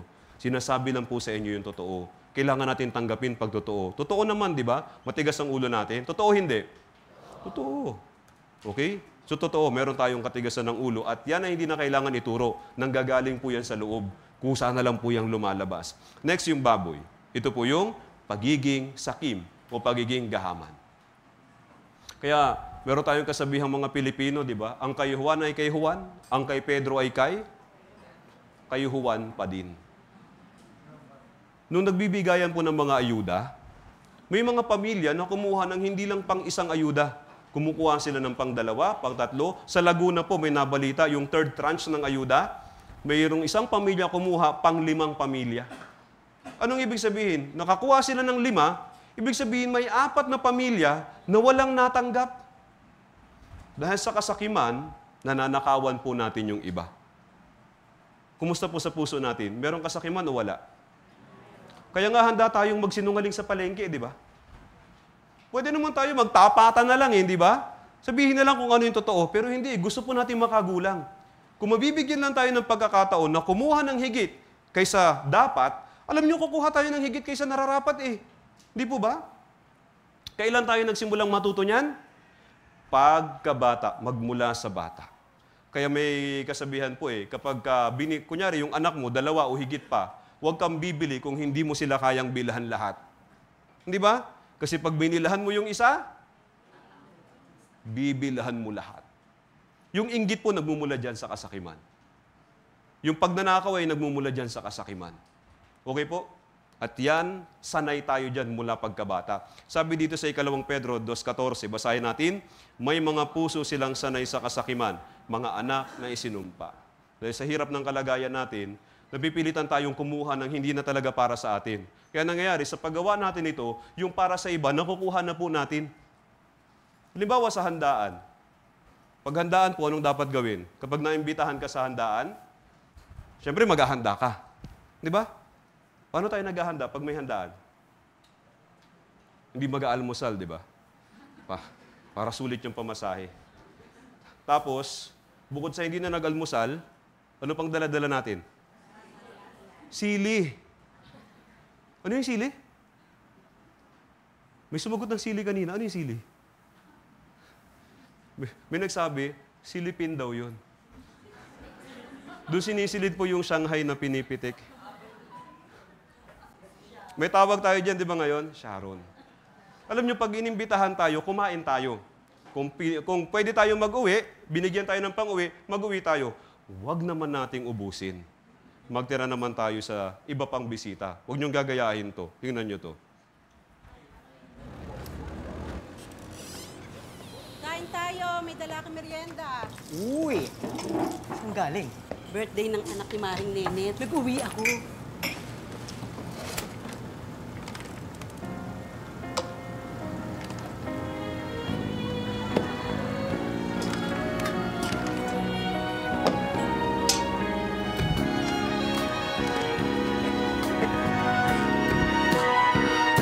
Balutin mo ako ng hiwaga ng iyong pagmamahal. Hayaang matakpan ang kinam na di magtatagal. Mabuti pa kaya'y maging bituing walang ningning. Kung kapalit nito'y walang paglaho bang pagtingin. Hindi po ito sponsored ng RC Cola. Ito po'y parody. Biro, di ba biro? Lahat daw ng biro, mayroong bahid ng katotohanan. Ito, OA lang talaga yung pagkakadali nitong commercial na to. Pero, di ba may ganyan? So, totoo lang, kung mabibigyan lang ng pagkakataon, pati may birthday, iuwi natin eh. Siya, pati may birthday, inuwi na niya. Huwag naman. Kumuha tayo at kumain nung sapat, hindi ba? Kung pwede mag-uwi, mag-uwi. Huwag nyo naman iuwi, pati kawali. Pero yung kasakiman, yan po'y sanay na tayo dyan. Magmula pagkabata. At yan po'y hahatulan ng Diyos. Sabi ho dito, sa 2 Pedro 2 verse 3, at sa kanilang kasakiman ay pagsasamantalahan nila kayo sa pamamagitan ng mga pakunwaring salita. Ang hatol sa kanila mula ng una ay hindi maaantala at ang kanilang kapahamakan ay hindi natutulog. Kaya natatawa po kayo kanina. Pero tingnan niyo po, nahaharap po kayo sa malaking panganib dahil po sa ugali natin na yan. Hindi na po tayo kailangan turuan dyan. Sanay na tayo dyan. At sisingilin din tayo ng Diyos dyan. Leon o yung tigre, ito naman po yung kumakatawan sa pagiging marahas. Sino po dito sa inyong mga magulang yung nagtuturo sa anak ninyo na maging marahas? Meron ba? Wala. Pero yung anak natin, yung mga sanggol, nagiging marahas sila o hindi? Pag nagutom yan at hindi nabigyan ng pagkain, nagwawala, di ba nagagalit? Tama? Pag meron silang hindi gusto, nagagalit sila. Pag lumaki-laki pa ng konti yan, makikipagsuntukan na sa kuya. Di ba? Makikipag-away na sa iba. Hanggang sa paglaki natin, kaya nga nakaipon tayo ng maraming kaaway. Ayaw nating magkaroon ng kaaway. Ayaw nating makipag-away. Pero hindi natin kayang pigilin yung galit sa puso natin. Tama po? Ngayon, sino nagturo sa ating magalit? Wala. Sino nagturo sa ating maging marahas? Wala. Wala. Magmula pagkabata, naipon yung mga karahasan po natin. Anong sabi ho dito? Awit 7 verse 16, basahin natin. Bumabalik sa sarili niyang ulo ang gawa niyang masama at ang kanyang karahasan sa sarili niyang bunbunan ay bumababa. Kaya halimbawa, nung maliit ka pa, nakipagsuntukan ka doon sa kapitbahay ninyo. Tapos, pagkatapos ninyong magsuntukan, nagkabungian kayo ng ipin, ngayon, nagkaaregluhan naman yung mga magulang ninyo. Tapos kayo din, bilang mga bata, nagkabati din naman kayo. At paglaki-laki ninyo ng onte, naging mag-best friend pa kayo. Tapos bilang mag-best friend, sabay kayong namatay. Sa hukuman ng Diyos, yung pag-aaway ninyo na naareglo na ninyo at naareglo na ng mga magulang ninyo, nasa harapan ng Diyos o wala? Ito po yun. Ito po yung isang bagay dito. Yung mga kasalanan po natin, hindi lang natin yan dapat maayos dito sa lupa. Dapat yung mga kasalanan natin ay maayos din yan sa harapan ng Diyos. Dapat yan mabura sa harapan ng Diyos. Yung pagiging marahas po natin, naiipon po yan sa harapan ng Diyos. Ano sabi dito? Ang kanyang karahasan sa sarili niyang bunbunan ay bumababa. Maaaring nananakit tayo, nasasaktan natin yung iba. Pero sa araw ng paghuhukom, ikaw yung sasaktan po ng Diyos. Ibabalik niya sa iyo lahat ng karahasan na ginawa mo. Mapapisikal o mapaberbal na karahasan, sisingilin po kayo ng Diyos dyan. Walang nagturo sa atin, pero ginamit natin ang ginamit yung pagiging marahas magmula pagkabata. Next, yung pagong. Ito po yung pagong. Ang katangian niya ay, hindi po tamad yung pagong, ha? Mabagal lang talaga yan. Hindi po tamad yung pagong, ito lang ay mabagal. Pero kapag yung tao nagbagal, Ano na yon? Katamaran na yon. Kung usapan ninyo alas 10, tapos alas 9:30 na wala pa, medyo kinakabahan ka na, di ba? Magte-text ka ngayon, where na you? Hasagot naman sa'yo, on the way na me. Yun pala, on the way na me to banyo. Maliligo pa lang siya, pero yung dating sa'yo parang malapit na, hindi ba? Parang nakasakay na siya ng jeep, tapos malapit na. Yun pala, papunta pa lang siya ng banyo. O, sinungaling na, tamad pa. Pag yung tao nagbagal, yan, tamad. Tayo mga Pilipino, may bansag po sa atin. Juan? De la Cruz po, De la Cruz. Tama, di ba? Totoo po, Juan de la Cruz. Nung elementary po ako, yung bansag sa Pilipino, Juan de la Cruz. Kaso, meron pa tayo isang katangian. Yun nga po yung Juan, tamad. Bakit kaya tayo nabansagang ganun, ano? Wala naman sa ibang bansang ganung bansag. Sa Pilipino, Juan tamad. Tamad ba talaga tayo? Ha? Tamad tayo, hindi. Lalo na yung mga may trabaho ngayon. Kung papipiliin kayo, susweldo ng walang ginagawa o susweldo ng nagtatrabaho, alin gusto ninyo? O, kita nyo na, tapos sasabihin ninyo, hindi kayo tamad. Tamad po tayo. Kung meron lang pagkakataon na kumita ng walang ginagawa, ganun gagawin natin. Kaya di ba sa trabaho, minsan nagugulang tayo. Nag-uutak tayo. Bakit? Umiiral po yung katamaran. Ayaw po nating mapagod. Sa totoo lang, para po tayong pagong eh. Kapag may panganib, nakatago. Umiiwas po tayo sa gawain. Pero pag may pagkain, nakalabas yung ulo. Di ba? Oportunista po tayo. Oportunista na, tamad pa. Yung mga hindi po umaten ngayong Bible seminar na ito, gusto rin po nila sa langit. Ang problema ay kinakatamaran po nila. Pero nung sinabihan na, payout sa 4Ps, ang bilis-bilis po niyan, ang aga pa ng pilahan niyan. Bakit? Kasi pakinabang na. Tayo po ay oportunista pagdating sa mga pisikal na bagay. Pero pagdating sa mga espiritual na bagay, tayo po ay tinatamad. Sino nagturo sa atin na maging ganyang klaseng tamad? Wala. Pero yan po ay likas sa atin. Sabi sa Kawikaan 13 verse 4, ang kaluluwa ng tamad ay nagnanasa at walang nakukuha. Ngunit ang kaluluwa ng masipag ay tutustosang sagana. So umatin po kayo hanggang ngayon. Sinipagan nyo na, di ba? O di lubos-lubusin nyo na hanggang bukas. Ang kaluluwa ng tamad, ito po yung mga tao, gusto sa langit. May mapapala ba sila? Wala. Kaya wala ko silang mapapala. Pero kayo, nandito kayo hanggang ngayon, sana bumalik po kayo hanggang bukas. Sana maging oportunista po tayo pagdating sa mga bagay na espiritual, sa mga bagay na walang hanggan. Una sa lahat na po yung buhay na walang hanggan. Pero, likas po talaga sa atin yung tamad. Labanan nyo po. Kaya nga, gagamitin ito ni Satan bukas. Totoo po, gagamitin niya ni Satan bukas. Marami na pong nabiktima si Satan sa ganitong paraan. Isang session na lang, hindi naka-attend. Nung malaman-laman namin, nabiktima daw ni Katam. Tinamad, hindi ba? Isang session na lang. Sana wag po kayong papabiktima kay Satan sa ganitong paraan. Next po yung ahas. Yung ahas, tingnan niyo po yung dila ng ahas. Pansinin po ninyo, ilan yung dila? Hindi, isa lang. Isa lang. Tapos, nagsasanga sa dulo. Okay po? Ibig sabihin, gamit yung isang bibig, kaya nating magkwento, kaya nating magsalita ng iba't ibang bersyon, depende kung nasaan yung mas malaking pakinabang. Tama po? Yun. Bahagi din po ito ng pagiging oportunista, nagiging sinungaling tayo. Bahagi din yan ng kasakiman, nagiging sinungaling tayo. Ang tanong lang dito ay, sino nagturo sa atin magsinungaling? Wala. Pagmula pagkabata, tinuruan tayong huwag magsinungaling. Sa kagustuhan ng lipunan natin, naturuan tayong huwag magsinungaling, naging awit na nga ng mga bata, di ba? Naging nursery rhyme. Anong sabi doon? 2 tenga, 2 mata, ilong na maganda. Kanta.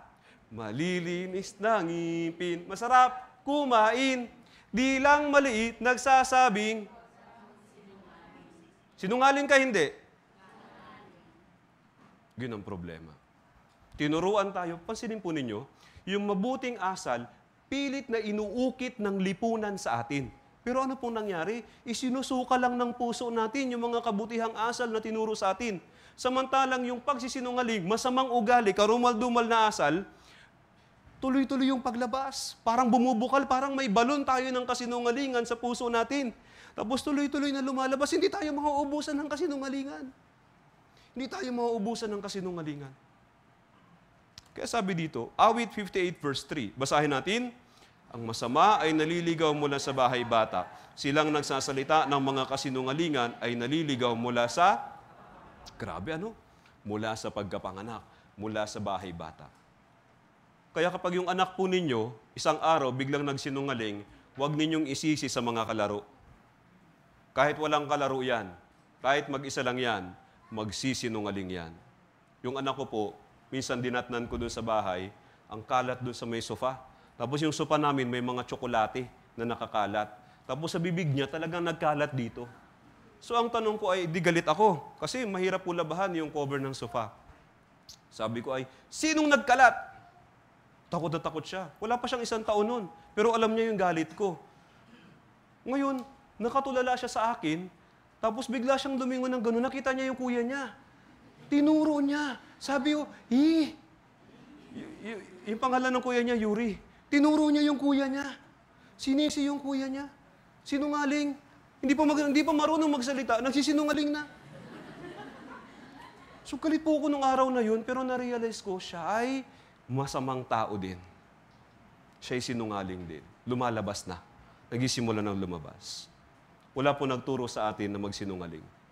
Kusa po tayo nagsisinungaling mula sa ating pagkapanganak. Ang kaso lang ay ito, yes, pwede nating sabihin, yun naman pala natural pala sa atin yan di hindi tayo hahatulan ng Diyos. Hindi. Hindi. Anong hindi? Hahatulan po tayo. Sabi dito sa awit 5 verse 6, basahin natin, iyong lilipulin sila na nagsasalita ng mga kasinungalingan. Kinasusuklaman ng Panginoon ang mamamatay tao at manlilin lang. Akala natin yung pagpatay lang ang hahatulan ng Diyos. No, yung pagsisinungaling ay hahatulan din po ng Diyos. Sabi diyan, lilipulin sila. Ibig sabihin, walang makakatakas. Kaya may kasabihan, di ba, liars go to? Kasi lilipulin. Sabi po ng Biblia, lilipulin po ng Diyos. Walang makakatakas, hahatulan ng Diyos lahat ng nagsasalita ng kasinungalingan. Paano yan? Kabilang tayo doon. Nagsisinungaling tayo. Mula pagkabata hanggang ngayon, nagsisinungaling tayo. Nanganganib po tayo sa totoo lang. At yung pagsisinungaling, hindi na po yan kailangan ituro.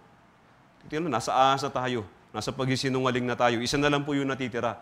Nakakaanim na tayo. Akala ko ba may kabutihan sa puso natin? Wala pala, no? Tuloy na natin, doon tayo sa palaka. Ano kayang pinag-uusapan ng dalawa? Maingay yan yung mga palaka. Maingay yan. Lalo na pagkatag-ulan. Naku, doon sa probinsya, malapit sa bukid, kapag bumuhos ng onti yung ulan, napakaingay nila pagkagabi. Ang hirap pong mag-aral ng Biblia, hirap pong mag-prepare ng sermon. Napakaingay nila. Mag-uumpukan yung mga ingay. Tapos magkakasawaan yan. Lulundag doon sa kabilang umpukan. Anong gagawin? Ingay. Lulundag na naman yan sa kabilang umpukan. Anong gagawin? Yun, mag-iingay ng mag-iingay. Unang Timoteo 5:13, basahin natin. Bukod dito, natututo silang maging mga tamad, nagpapalipat-lipat sa mga bahay-bahay, at hindi lamang mga tamad, kundi mga chismosa at mga pakialamera na nagsasalita ng mga bagay na hindi nararapat. Nasanay talaga tayo sa ingay. Nasanay tayo sa hindi magagandang ingay. Gusto natin maingay. Hindi lang po yung pakikipagchismisan na yan. Yan yung ingay. Hindi lang po yan. Ang ingay-ingay na nga ng buhay natin sa dami ng mga problema at alalahanin. Alam niyo po, pag nag-birthday yung Pilipino, anong gusto? Anong hindi mawawala? Bidyoke. Kaya kahit sa gitna ng gubat, basta may Pilipino doon at may nag-birthday, may bidyoke doon. Totoo po. Hindi mawala yung ingay. Kapag piyesta, maingay. Kapag bagong taon, maingay. Pag birthday, maingay. Sa bahay, maingay. Sanay tayo sa ingay. Tapos si Jesus, anong gustong ibigay sa atin? Yung kapayapaan. Gusto ng Panginoon, napakalmahin yung puso natin at hanapin po natin yung kapayapaan. Pero anong ginagawa po natin? Mas natitempo tayo dun sa maingay. Ayaw ng Panginoon sa ingay. Pero tayo gusto natin sa ingay. Magmula pagkabata, yan na yung gusto natin.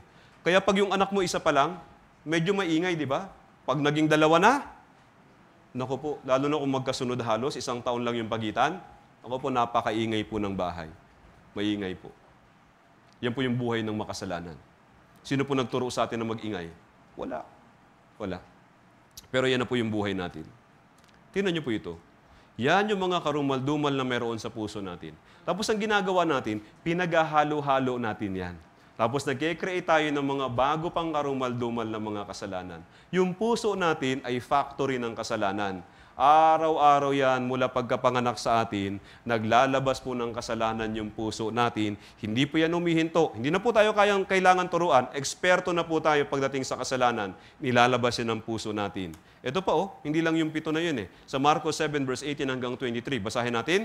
Ang lumalabas sa tao ang nakapagpaparumi sa tao, sapagkat mula sa loob, mula sa puso ng tao, lumalabas ang masasamang pag-iisip, pakikiapid, pagnanakaw, pagpaslang, ang pangangalunya, kasakiman, kasamaan, pandaraya, kahalayan, pagkainggit, paninirang puri, kapalaluan at kahangalan. Ang lahat ng masasamang bagay na ito ay sa loob nagmumula at nakapagpaparumi sa tao. Kumusta po? Base po dito sa napag-aralan natin. Yung puso mo, anong meron dyan? Kabutihan o kasamaan? Ngayon nalaman po natin, kasamaan po pala.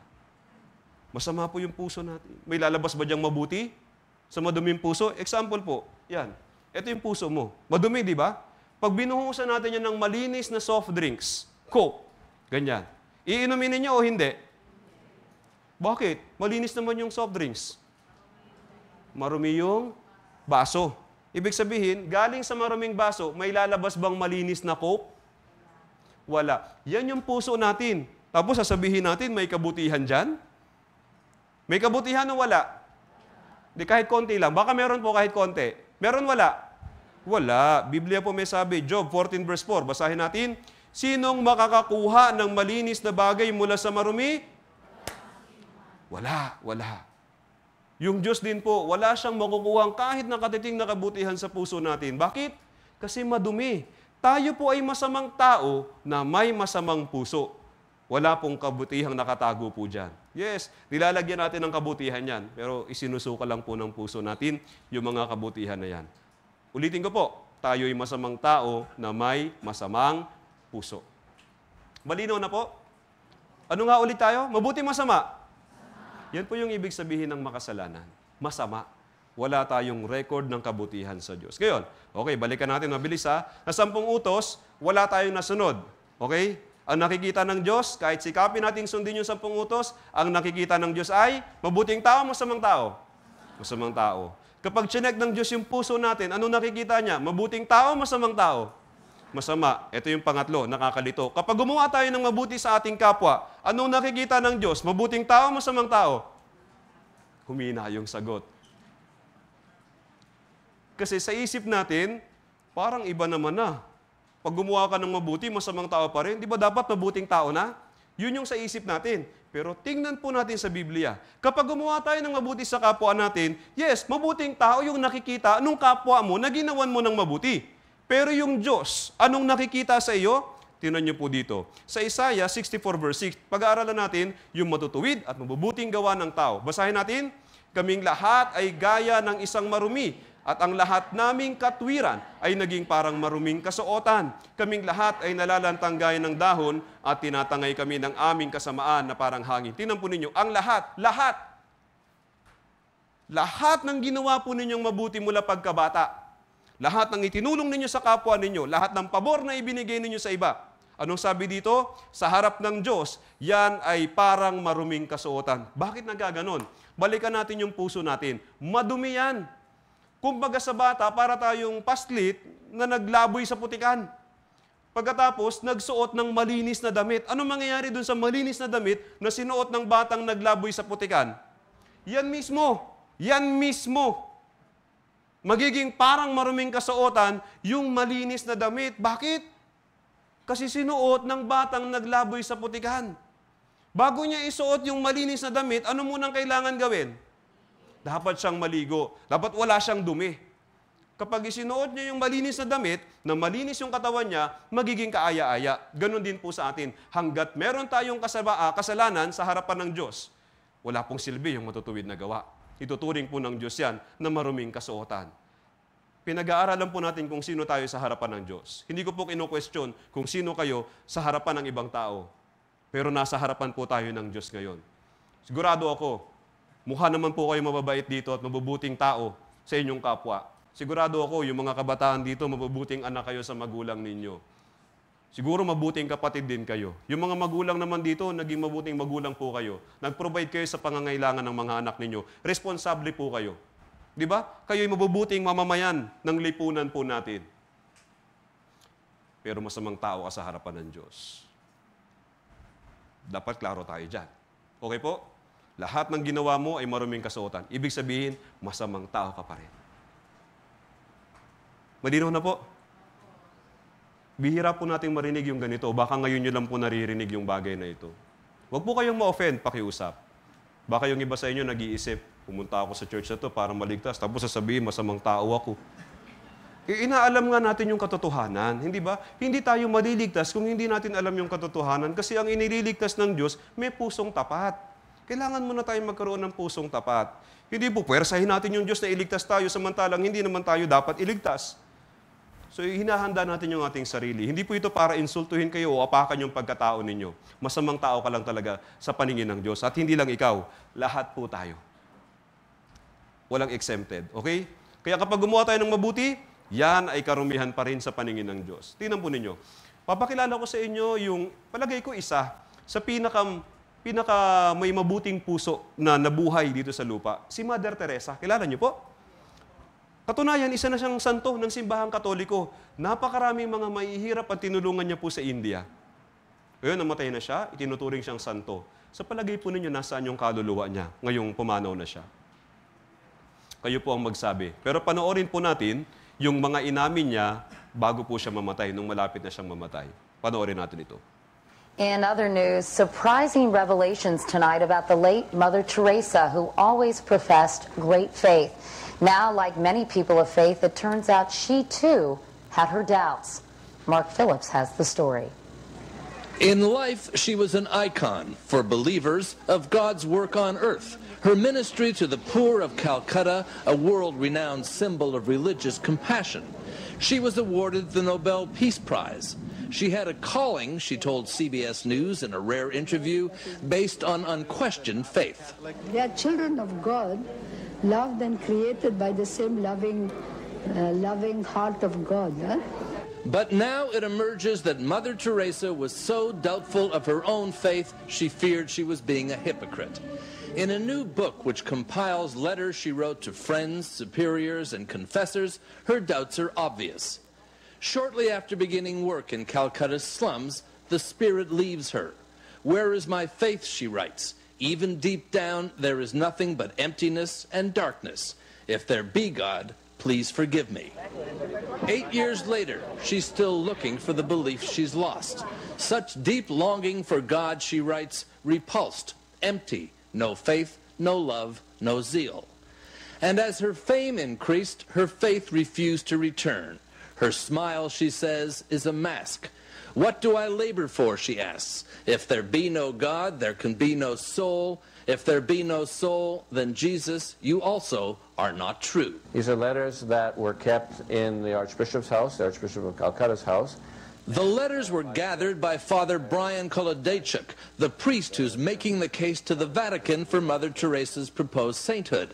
He says her obvious spiritual torment actually helps her cause. And now we have this new understanding, a new window into her interior life, and for me, this seems to be the most heroic. According to her letters, Mother Teresa died with her doubts. She had even stopped praying, she once said. The church decided to keep her letters, even though one of her dying wishes was that they be destroyed. Perhaps now we know why. Mark Phillips, CBS News, London. Namatay siya sa pagdududa. Nawala na po yung pananampalataya niya sa Diyos. Umabot na siya sa punto na hindi na siya naniniwala sa Diyos, hindi na siya naniniwala kay Jesus, hindi na siya naniniwala sa Espiritu. Bakit? Ang sabi niya, what do I labor for? Sa dami ng ginawa niyang kabutihan, anong sabi niya? Para saan pala lahat ng iyon? Bakit kaya siya napaisip ng ganon? Hindi po kasi nakakapagalis ng kasalanan yung kabutihan. At naunawaan niya po yung kawalang kabuluhan ng mabubuting gawa sa harapan po ng kamatayan. Na-realize niya po yun nung malapit na siyang mamatay. Wala pong silbi yung mabubuting gawa sa harap po ng kamatayan. Yun po yung maruming kasuotan. Maaaring nagbabasa po siya ng Biblia at nakakita niya po yung problema niya sa kasalanan. Kaya anong sabi niya? Yung kanyang mga ngiti ay isa na lang maskara. Nag-aalala siya para sa sarili niya. Pero sa harapan ng mga tao, hindi niyo pwedeng ipakita yun. Kaya kapag may media, may mga tao, nakangiti siya para ipakita yung masaya siya. Pero deep down sa loob niya, meron na po siyang agony. Tingnan niyo po dito. Ecclesiastes 7 verse 20. Maaring nabasa niya po ito, pero basahin natin ng sabay. Tunay na walang matuwid sa lupa na gumagawa ng mabuti at hindi nagkakasala. Yan yung problema ho natin. Gumagawa tayo ng mabuti. Nandyan na tayo. Pero anong problema? Nagkakasala po tayo. At sa harapan ng Diyos, pag pinagsabay natin yung mabubuting gawa at yung pagkakasala, alam niyo po kung ano yung nakikita ng Diyos? Hindi niyo nakikita yung mabuting gawa. Nabubura po yun. Ang natitira na lang ay yung pagkakasala. Hindi po ako may sabi. Biblia pong may sabi. Tingnan po natin sa Jeremias chapter 2 verse 22. Kahit maligo ka ng lihiya at gumamit ng maraming sabon, ang mantsa ng iyong pagkakasala ay nasa harapan ko pa rin, sabi ng Panginoong Diyos. Yung lihiya, puting pulbos po yan. Kapag katinunaw, nagiging parang pinturang puti, pwedeng ipahid sa katawan po yan. Matatakpan yung kulay mo. Pero kapag naulanan ka, nabasa ka ng tubig, mawawala po yan, mahuhugasan yan, mababanlawan yan. Tapos kapag naglalaba tayo, gamit yung maraming sabon, di ba? Kahit may mancha, nilalabad mo. Pag maraming sabon, feeling mo talaga malinis na. Pero kapag binanlawan mo, makikita mo nandoon pa rin yung mancha. Yung mancha ng pagkakasala natin, yung mga kasalanan po natin, dapat maging malinaw po ito sa inyo, yan po ay nagmamantsa sa ating kaluluwa. Hindi po naaalis yun. Kaya kapag hindi ka nalinisan mula sa lahat ng mga kasalanan mo, habang nandito ka pa sa lupa, mamamatay kang dala-dala lahat ng mantsa ng kasalanan mo sa harapan ng Diyos. Yung kabutihan mo, hindi yun nakakaabot sa harapan ng Diyos. Ang nakikita niya, yung mantsa ng iyong pagkakasala. Sabi ang mantsa ng iyong pagkakasala ay nasa harapan ko pa rin. Ito po yung malungkot dito. Gumawa tayo ng maraming matutuwid na gawa. Pero lahat ng kasalanan natin nakita ng Diyos, bilang ng Diyos, nakalista yan sa harapan ng Diyos, nakamantsa po yan sa atin. Yan po yung hahatulan ng Diyos. Paano na tayo ngayon? Kapag gumawa tayo ng mabuti sa ating kapwa, ano po nakikita ng Diyos? Mabuting tao, masamang tao? Ano po? Masamang tao pa din. Sana malinaw na. Hindi ba? Kaya nga, sa totoo lang, meron bang mabuting tao sa harapan ng Diyos? Wala. Ito pang isang tanong. May nagawa ba tayong mabuti sa harapan ng Diyos? Kahit isa? Meron wala? Wala. Sabi po dito sa Roma 3:11, basahin natin. Lahat ay lumihis, sama-sama silang nawalan ng kabuluhan, walang gumagawa ng mabuti? Wala. Kahit isa. Ikaw din ay walang nagawang mabuti kahit na isa sa harapan ng Diyos. Bakit wala tayong nagawang mabuti kahit isa? Dahil tayo ay masamang puno. Tayo ay masamang tao. Sabi dito sa Biblia, sabi sa Mateo 7 verse 20, balikan natin, hindi maaaring mamunga ng masama ang mabuting puno. At mamunga ng mabuti ang masamang puno. Kung ikaw ay mabuting puno, puro kabutihan lang yung ibubunga mo. Pero kung ikaw ay masamang puno sa harapan ng Diyos, puro kasamaan lang din yung ibubunga mo sa harapan niya. So alin po tayo ngayon sa dalawa? Mabuting puno, masamang puno? Masamang puno. Tayo po ay masamang tao. Yan po yun. Sa pamamagitan ng 10 utos, wala po tayong nasunod. Masamang tao po tayo sa pamamagitan ng 10 utos. Yung puso natin, ang ipinapakita po sa Diyos ay masamang tao. Kapag gumawa tayo ng mabuti sa ating kapwa, ang nakikita pa rin ng Diyos ay masamang tao. Masamang tao po tayo sa harapan ng Diyos. Yan po yung ibig sabihin ng makasalanan. Dati na nating alam na makasalanan tayo, hindi na natin kailangan mag-aral ng Biblia para dyan. Ang problema, hindi natin alam kung ano yung ibig sabihin ng makasalanan. Nag-isip tayo noon, yes, makasalanan ako, pero mabait na makasalanan. Ako ay matulungin na makasalanan. Ako madasalin na makasalanan. Ako palasimbang makasalanan. Ako mabait na makasalanan. Pero isa lang po yung klase ng makasalanan sa harapan ng Diyos. Yung masamang tao. At ikaw yun. Yun ka. Yun tayo. Lahat ng tao ay masamang tao sa harapan ng Diyos. Yun ang hindi natin alam. Kaya hindi natin kilala yung sarili natin. Kaya nung tinanong tayo kanina, so saan ka dyan? Mabuti o masama? Ang hirap sagutin, di ba? Pero ngayon, kaya nyo na pong sagutin? Sino tayo sa harapan ng Diyos? Mabuting tao, masamang tao? Tayo masamang tao. Salamat naman at malinaw na. Kaya nga, hindi naman po natin ginusto na ipanganak tayo ng masamang tao. Tayo po ipinanganak ng masamang tao na tayo nung pinanganak tayo. Sa totoo lang, nasa tiyan pa lang tayo ng magulang natin. Masama na po tayo. Sabi dito sa Awit 51 verse 5, basahin natin, narito, ako'y ipinanganak sa kasamaan at ipinaglihi ako ng aking ina sa kasalanan. Yung ipinaglilihi sa kasalanan, tapos nung ipinanganak sa kasamaan, mabuting tao? Masamang tao po. Alin po yung nauna? Paggawa ng kasalanan o yung pagiging makasalanan? Base po dyan sa verse na yan. Ano po yung nauna? Yung paggawa natin ng kasalanan o yung pagiging makasalanan natin? Ang alam natin hanggang kanina, ang nauna po yung paggawa ng kasalanan. Dahil nakagawa ng kasalanan, kaya naging makasalanan. Yan ang alam natin. Pero mali po yun. Ang tama po ay, ayon po sa Biblia, yung pagiging makasalanan ang nauna. At dahil ipinanganak tayong makasalanan, ipinanganak tayong masamang puno, nagbubunga tayo ngayon ng kasamaan. Nakakagawa tayo ngayon ng kasalanan. Kaya wag na tayong magtaka.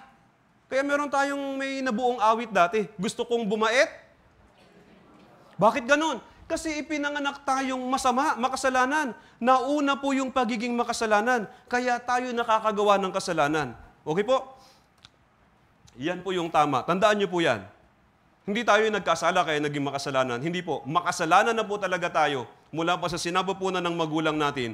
Kaya naman pala, nagbubunga tayo ng kasalanan. Kasi tayo'y makasalanan na sa sinapupunan pa lang ng magulang natin. Tayo po'y bunga ng masamang puno. Saan po nagsimula? Kay Adan. Sabi dito sa Roma chapter 5 verse 12, basahin natin, kaya't kung papaanong sa pamamagitan ng isang tao ay pumasok ang kasalanan sa sanlibutan at sa pamamagitan ng kasalanan ay ang kamatayan, kaya't dumating sa lahat ng mga tao ang kamatayan sapagkat ang lahat ay nagkasala sa pamamagitan ng isang tao. Yun po'y si Adan. Si Adan, nung nagkasala, naging makasalanan. Siya lang yun. Lahat ng sumunod kay Adan ay ipinanganak ng makasalanan. Kaya nagkakasala. Yung lolo ng lolo, ipinanganak ng makasalanan, kaya nagkakasala. Yung lolo ng lolo ko, ipinanganak ng makasalanan, kaya nagkakasala. Yung lolo ko, ipinanganak ng makasalanan, kaya nagkasala. Si tatay, ipinanganak na ano? Makasalanan, kaya nagkasala. Ikaw, ako, tayo po ipinanganak ng makasalanan, kaya may kasalanan. Nagkakasala. Lahat po ay nagkasala. Wala po nakaabot sa pamantayan ng Diyos. Lahat po tayo nabigo. Dahil masamang tao po tayo, ang Diyos po yung mabuti. Siya lang yung nag-iisang mabuti. Lahat po tayo ay masama. Paano tayo makakaabot sa pamantayan niya? Sabi ho dito sa Roma 3:23, basahin natin, yamang ang lahat ay nagkasala at hindi nakaabot sa kaluwalhatian ng Diyos. May hadlang po may harang po sa pagitan natin at ng Diyos. Yun po yung bunga natin. Yung kasalanan. Ang malala nito, kahit anong pigil natin sa pagkakasala, nag-uumapaw yung kasalanan sa buhay natin. Kaya mamaya, magkakasala tayo o hindi? Bukas, hindi pa tayo tapos. Naglalabas pa tayo tuloy-tuloy ng kasalanan araw-araw, tapos i-expect natin sa langit tayo makakapunta. Hindi po nagkakamali tayo. Hanggat may kasalanan, hindi tayo makakaabot sa Diyos. Kaya nga binibigyan tayo ng Diyos ng pagkakataong maligtas para maging malinis, mapalaya po tayo mula sa lahat ng ating mga kasalanan. Kasi hindi naman natin ginusto na ipanganak ng makasalanan. Kaya binibigyan tayo ng Diyos ng chance na maligtas. So hindi natin pwedeng sisihin yung Diyos. Tama? Kasi although ipinanganak tayong makasalanan, may chance tayong maligtas. Lalo na po kayo, nandito na kayo May chance po kayong maligtas. Pero sakaling hindi po kayo maligtas. In case bukas, naging hangal kayo bukas, at inuna ninyo yung ibang bagay, sa halip na dumalo sa Bible seminar na ito, mapapahamak po kayo. Haharap kayo sa Diyos bilang masamang tao. Grabe yung Diyos ay matuwid at mabuti. Tapos haharap ka sa Kanya bilang masamang tao, tapos i-expect mo maganda yung magiging kalagayan mo sa kabilang buhay. Napakalaking misunderstanding po yan tungkol sa Diyos. Nag-ugat po yan sa maling pagkakilala natin sa Diyos noon at maling pagkakilala natin sa ating sarili. Pero sana naman ngayon, naitama na natin yan. Ang Diyos po'y matuwid. Humahatol siya pag may kasalanan. Kahit na isang kasalanan lang yung makita niya, hahatulan niya. Di ba? Tapos tayo ay masama. Wala tayong record ng kahit na anong kabutihan. Puro lang kasalanan. Kaya natural lang, may paghuhukom. Diyan dadali ng Diyos lahat ng mga makasalanan na hindi naging malinis sa kanilang mga kasalanan, lahat ng taong mamamatay bilang masamang tao, haharap sa paghuhukom ng Diyos. Sabi sa Hebreo 9:27, basahin natin, yamang itinakda sa mga tao ang mamatay ng minsan at pagkatapos nito ay ang paghuhukom. Para magkaroon tayo ng ideya kung ano yung mangyayari kung sakali na hindi ho kayo maligtas. Papanoorin po natin yung isang video. Ito po isang illustration lang. Pero yung aktual na paghuhukom ng Diyos ay nakakatakot po. Kasi ikaw na yon, wala ka ng takas doon. At wala ka ng ibang pupuntahan kundi yung walang hanggang impyerno. Panoorin natin. Sinasabi ng salita ng Diyos, at nakita ko ang isang malaking puting trono, at siya na nakaupo roon, na sa kanyang mukha ang lupa at ang langit ay tumakas, at walang nasumpungang lugar para sa kanila. At ibinigay ng dagat ang mga patay na nasa kanya. At ibinigay ng kamatayan at impyerno ang mga patay na nasa kanila. At nakita ko ang mga patay na maliliit at dakila na tumayo sa harap ng Diyos. At ang mga aklat ay binuksan, at isa pang aklat ang binuksan na siyang aklat ng buhay. At ang mga patay ay hinatulan mula sa mga bagay na iyon na nasusulat sa mga aklat ayon sa kanilang mga gawa. Ang bawat walang kabuluhang salita na sasabihin ng mga tao ay kanilang ipagbibigay sulit sa araw ng paghuhukom. Kapag ito ay natapos na, hihilingin ng Diyos sa isang anghel na buksan ang aklat ng buhay upang tingnan kung naroon ang iyong pangalan. Titingnan ng anghel at sasabihin, wala po ang pangalang iyon, Panginoon. At sasabihin ng Diyos, lumayo kayo sa akin, kayong mga isinumpa sa walang hanggang apoy na inianda para sa diablo at kanyang mga anghel. At ang mga ito ay mapupunta sa walang hanggang kaparusahan, ngunit ang matutuwid sa buhay na walang hanggan. At sino man ang hindi nasumpungang nasusulat sa aklat ng buhay ay hinihagis sa lawa ng apoy. Sinasabi ng Biblia, at ang usok ng kanilang paghihirap ay pumapailan lang magpakailan at kailanman, at sila'y walang kapahingahan sa araw ni sa gabi. Nakakatakot po yung hukuman ng Diyos. Kaya bago po tayo managutan ng hininga, dapat ay ligtas na po tayo. Dapat makatanggap tayo ng kapatawaran ng lahat ng ating mga kasalanan. Kung hindi, pagbabayaran po natin bawat isang kasalanan na dadalhin po natin dyan sa harapan ng Diyos. Pagbabayaran natin bawat kasalanan. Sabi ho sa Job 11 verse 11, kapag nakakita siya ng kasamaan, hindi ba niya ito isa sa alang-alang? Kapag nakakita siya ng kasamaan, hindi po ng kasamaan. Ibig sabihin, bawat isang kasalanan, talagang binibilang ng Diyos yan. At meron siyang inahandang kaparusahan sa bawat isang kasalanan. Sabi rin dito, sa mga bilang, chapter 32, verse 23, tiyak na tutugisin kayo ng inyong kasalanan. Hindi ng inyong mga kasalanan, ng inyong kasalanan. Ang alam lang kasi natin, ang hahatulan ng Diyos, yung maraming kasalanan. Hindi ho. Kahit buong buhay mo, isa lang yung kasalanan mo, hahatulan ka pa rin ng Diyos dun sa walang hanggang impyerno. Ang problema, hindi lang isa yung kasalanan natin. Buong buhay pala natin ay pagkakasala sa harapan ng Diyos. Yun po yung buhay ng masamang tao. Puro lang talaga yun kasalanan sa harapan ng Diyos. Sabi sa Roma 6:23, ang kabayaran ng kasalanan ay kamatayan. Kaya tayo mga tao, sisingilin ng Diyos ng pangalawa pang kamatayan. Bilang kabayaran, dun sa mga kasalanang dadalhin po natin sa harapan ng hukuman ng Diyos. Tapos dadalhin tayo sa impyerno. Yung impyerno ay isang lugar na hindi po talaga ninyo gugustuhin. Yung impyerno, mas maraming beses na binanggit po ito sa Biblia kaysa doon sa langit. Bakit kaya? Dahil yung impyerno ay totoo. Kaya sa Biblia, naglagay ang Diyos ng katakot-takot na babala para iwasan po natin. Dahil totoo yung impyerno. Pero kung tayo, hindi po tayo mag-iintindi, babaliwalain lang po natin yung mga warning ng Diyos. Pagdudusahan po talaga natin yun at wala po tayong ibang pwedeng sisihin kundi yung sarili lang natin. Ito kayo, binigyan kayo ng pagkakataong maligtas. Sana maligtas po kayo. Kung hindi, ito yung impyerno, lawa ng apoy at asupre. Hindi lang pala apoy, ng asupre din. Napakabaho po ng asupre. Nakaamoy na ba kayo ng asupre?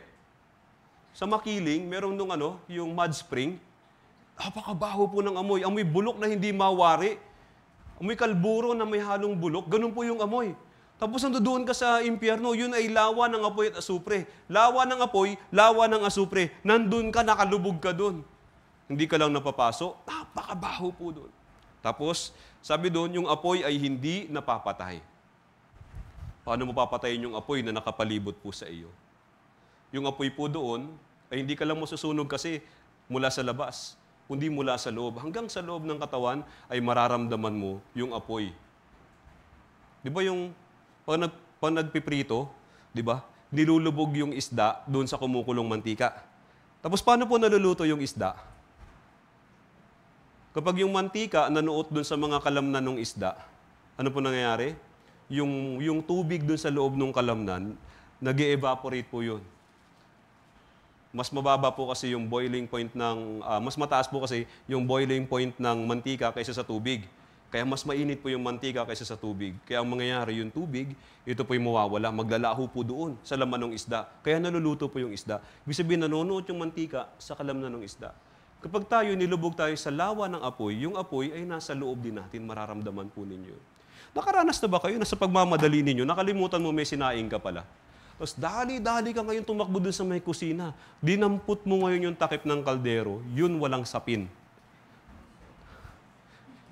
Napapangiwi na po yung iba. Ini-imagine pa lang ninyo, napapangiwi na kayo. Di ba? So nahawakan na ninyong gano'n. Tapos napakainit pala. Naranasan niyo po? Anong ginawa ninyo nung nainitan yung dulo ng daliri ninyo? Binitawan. Paano nung bibitawan na ninyo? Paano kung dumikit?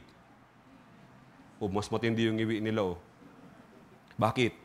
Dulo pa lang ng daliri po yung pinag-uusapan natin dito. Dulo ng daliri. Pag nainitan yung dulo ng daliri natin, nasasaktan tayo. Pagkatapos yung init na yun, hindi mawawala kasi kumapit po yung takip ng kaldero. Sa impyerno po, hindi lang dulo ng daliri. Ikaw, buo. Lahat ng bahagi mo naiinitan. Ano kaya yung sigaw ng mga taong ganun yung pakiramdam na nasusunog yung buong katawan? Alam niyo po, yung level ng sakit, iba-iba yan eh. Yung mahiwa, maputulan ng kamay o ng paa, yan, masakit po yan, di ba? Yung manganak, masakit din. Pero mas masakit po sa lahat ay yung masunog. Yung apoy po yung pinakamasakit sa lahat. Kaya iba po yung sigaw ng mga tao kapag nasunog. Ito, papakita sa inyo isang video. Nasunog siya, pero na-rescue. Kaya lang dun sa ospital, talagang sunog yung katawan niya. Nung ginagamot siya, sumisigaw siya sa matinding sakit. Yung sakit na isinisigaw niya ay hindi hapdi. Init. Panoorin po ninyo ito. 진짜 죽겠어. 이거 못 참겠다. 다 했어. 조금만.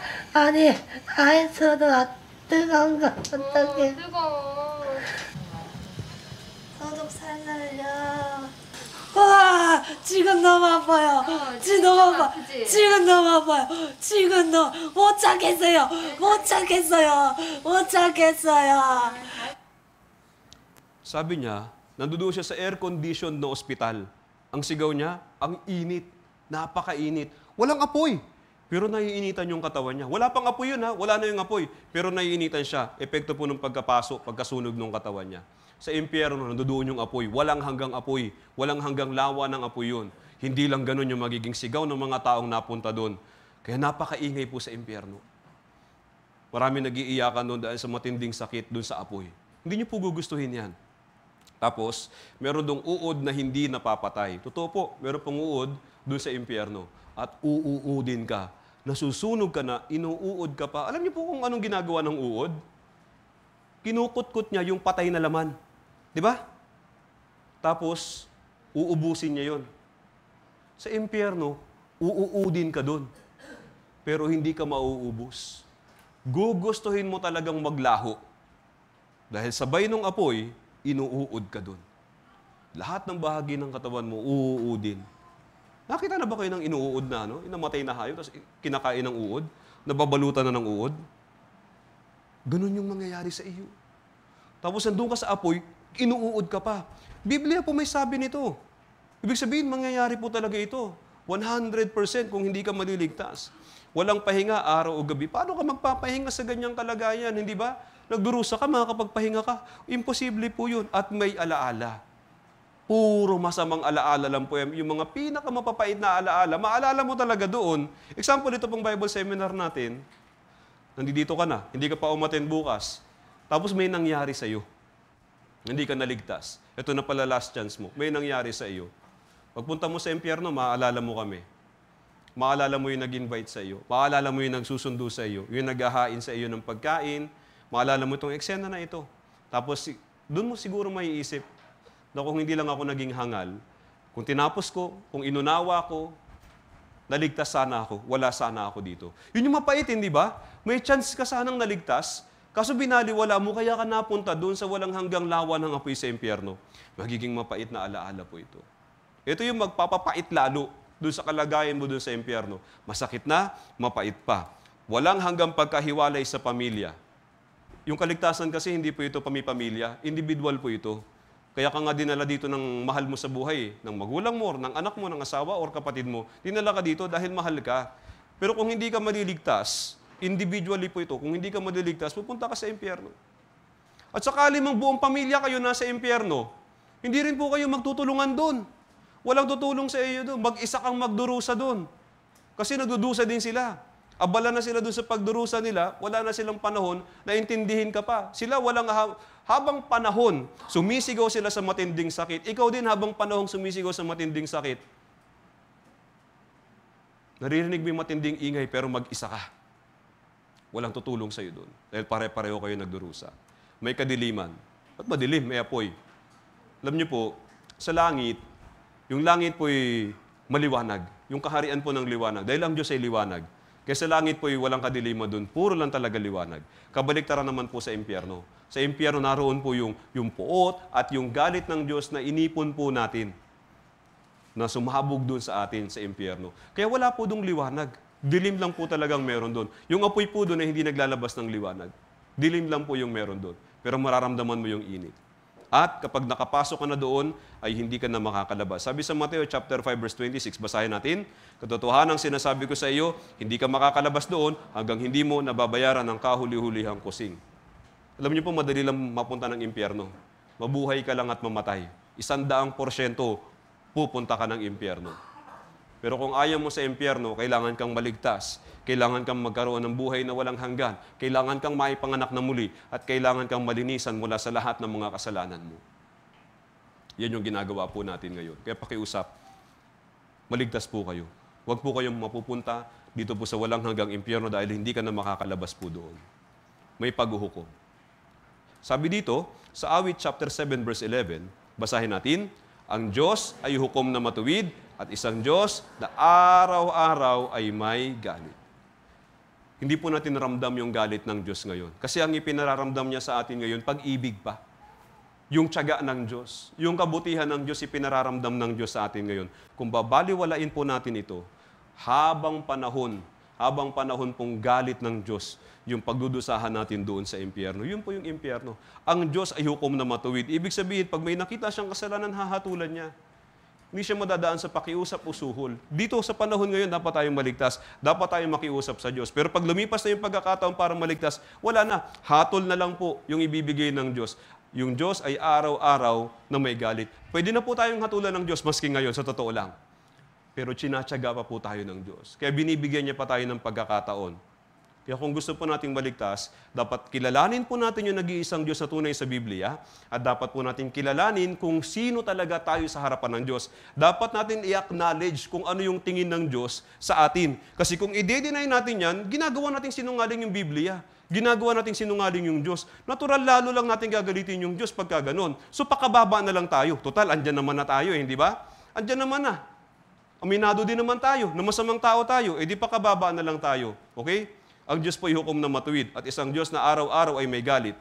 Pero binibigyan po tayo ng Diyos ng pagkakataon na maligtas. Kaya nga, yung kasunod na verses, verse 12 hanggang 13, merong nakasulat. Basahin natin, kung hindi magsisi ang tao, ihahasa ng Diyos ang tabak nito. Kanyang inihanda at iniumang ang kanyang palaso. Nakamamatay ng mga sandata ang kanyang inihanda. Kanyang pinapagniningas ang kanyang mga pana. Ito po yung galit ng Diyos. Para siyang kaaway pag dinescribe po dito. Yung Diyos naghahasa ng tabak. Sino maghahasa ng tabak? Kaibigan, kaaway. Hanggat tayo po yung masamang tao, para po tayong kaaway ng Diyos. Naghahasa siya ng tabak. Tapos meron siya nakaumang. Iniumang ang kanyang palaso. Anong ibig sabihin ng iniumang? Anytime, pwede na niyang pakawalan yung palaso na nakatutok sa atin. Pag nangyari po yun, namamatay tayo, dediretso sa impyerno. Nakamamatay ng mga sandata ang kanyang inihanda, kanyang pinapagniningas ang kanyang mga pana. Kung hindi magsisi ang tao. Yun po yun Kung hindi magsisi. So ano po yung ibig sabihin ng magsisi? I-correct din po natin ito. Tayo mga Pilipino, meron tayong maling konsepto ng pagsisisi. Ang alam natin, kumpisal.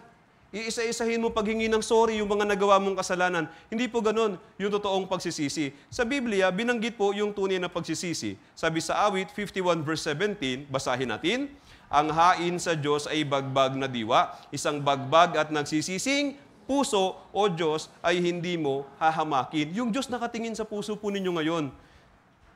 Pinakahihintay po ng Diyos na magkaroon ka ng nagsisising puso. Pero paano tayo magkakaroon ng nagsisising puso? Kailangan nating maunawaan kung sino tayo sa harap ng tunay na Diyos. Kailangan nating makilala sino yung Diyos, yung tunay na Diyos. Galit pala siya sa kasalanan. Hahatulan pala niya yung kasalanan. Dapat klaro po tayo doon, hindi ba? Dapat malaman natin kung sino tayo. Ako pala ay miserableng makasalanan. Ako pala masamang tao. Wala akong nagawang kahit na anong kabutihan sa harapan ng Diyos. Buong buhay ko pala ay pagkakasala sa harapan ng Diyos. Dapat po natin i-acknowledge yun. Okay? Yun po yung hinahanap ng Diyos, na yung puso natin maging bagbag at nagsisisi. Ngayong alam nyo na yung kalagayan po ninyo. Kumusta yung puso ninyo? Walang takot sa Diyos. Alam nyo po, uuwi kayo ngayong gabi. Hindi po kayo pwedeng matulog dito. Uuwi kayo ngayong gabi. Sa pag-uwi ninyo, maraming pwedeng mangyari. Hindi ho sa tinatakot namin kayo, pero totoo po ito. Real talk lang tayo. Maraming pwedeng mangyari bawat hakbang ninyo pa uwi ng bahay. Paano kung sa isang hakbang ninyo, yun na pala yung huli?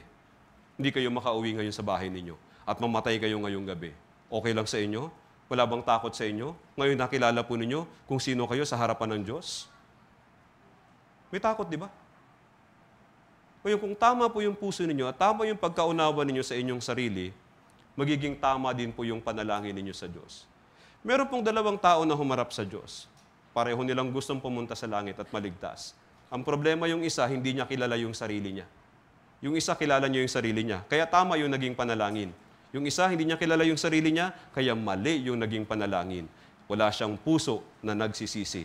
Basahin natin yung panalangin niya. Ito po yung Pariseyo. Sabay-sabay natin basahin. Ang Pariseyo ay nakatayo at nananalangin sa kanyang sarili ng ganito, Diyos, pinasasalamatan kita na hindi ako gaya ng ibang mga tao, na mga mangingikil, mga di makatarungan, mga mangangalunya, o gaya man ng maniningil ng buwis na ito. 2 ulit akong nag-aayuno sa isang linggo, nagbibigay ako ng ikapo sa lahat ng aking kinikita. Hindi niya kilala yung sarili niya. Itong Pariseyo na ito, mabuting tao o masamang tao? Sa harap ng Diyos po ha? Masamang tao din. Sa harap ng tao, mabuting tao siya. Relihiyoso po ito. Banal po ito sa paningin ng mga Israelita. Pero sa paningin ng Diyos, mabuting tao o masamang tao? Gaya din natin, siya ay masamang tao. Bakit ganito yung laman ng prayer niya? Basically, ang laman ng prayer niya ganito, Lord, salamat na nung ipinanganak ako ay mabuting tao ako. At sa buhay ko ay gumagawa ako ng kabutihan. Yun yung laman ng prayer niya. Siya ay mabuting tao na gumagawa ng mabuti. Bakit ganun yung prayer niya? Hindi niya kilala yung sarili niya. Hindi niya alam kung sino siya sa harapan ng Diyos. Kaya may pagmamalaki pa. Hindi ba? Maliligtas siya o hindi? Hindi. Ngayon yung isa naman, yung maniningil ng buwis. Yung maniningil ng buwis naman, doon sa Israel, masama yung tingin sa kanila. Hindi ho maganda reputasyon ng mga maniningil ng buwis. Napaparatangan sila ng korupsyon, ng pangungulimbat ng buwis. Pero siya, nalaman niya kung sino siya sa harapan ng Diyos. Nakilala niya kung sino yung nag-iisang tunay na Diyos at alam niya kung sino siya sa harapan ng Diyos. Kaya yung kanyang panalangin ay ibang-iba. Sabi dito, basahin natin yung Lucas 18 verse 13, magmula sa itaas. Subalit ang maniningil ng buwis na nakatayo sa malayo ay ayaw itingin man lamang ang kanyang mga mata sa langit, kundi dinadagukan ng kanyang dibdib na nagsasabi, Diyos, mahabag ka sa akin na isang makasalanan. Yung maniningil ng buwis nakatayo sa malayo. Bakit nakatayo siya sa malayo? Sa amin sa Olongapo, merong mga random checkpoint. Yung mga random checkpoint, bigla na lang susulpot na checkpoint. Alam ko kapag merong random checkpoint malayo pa lang, may umpukan na ng mga nakamotor. Bakit nag-uumpukan dun sa unahan yung mga nakamotor? Alam nila may violation sila. Kung wala silang violation, malakas yung loob nilang dumaan sa checkpoint. Pero bakit sila nag-uumpukan sa malayo? Maaring walang lisensya, pasu-lisensya, pasu-rehistro, walang helmet. Yung mga violation na ganun, kaya takot silang dumaan doon sa checkpoint, hinihintay nilang umalis yung mga pulis. Di ba? May takot kaya nasa malayo. So, totoo lang, nakakatakot po humarap sa Diyos sa kalagayan po natin ngayon bilang masamang tao. Di ba?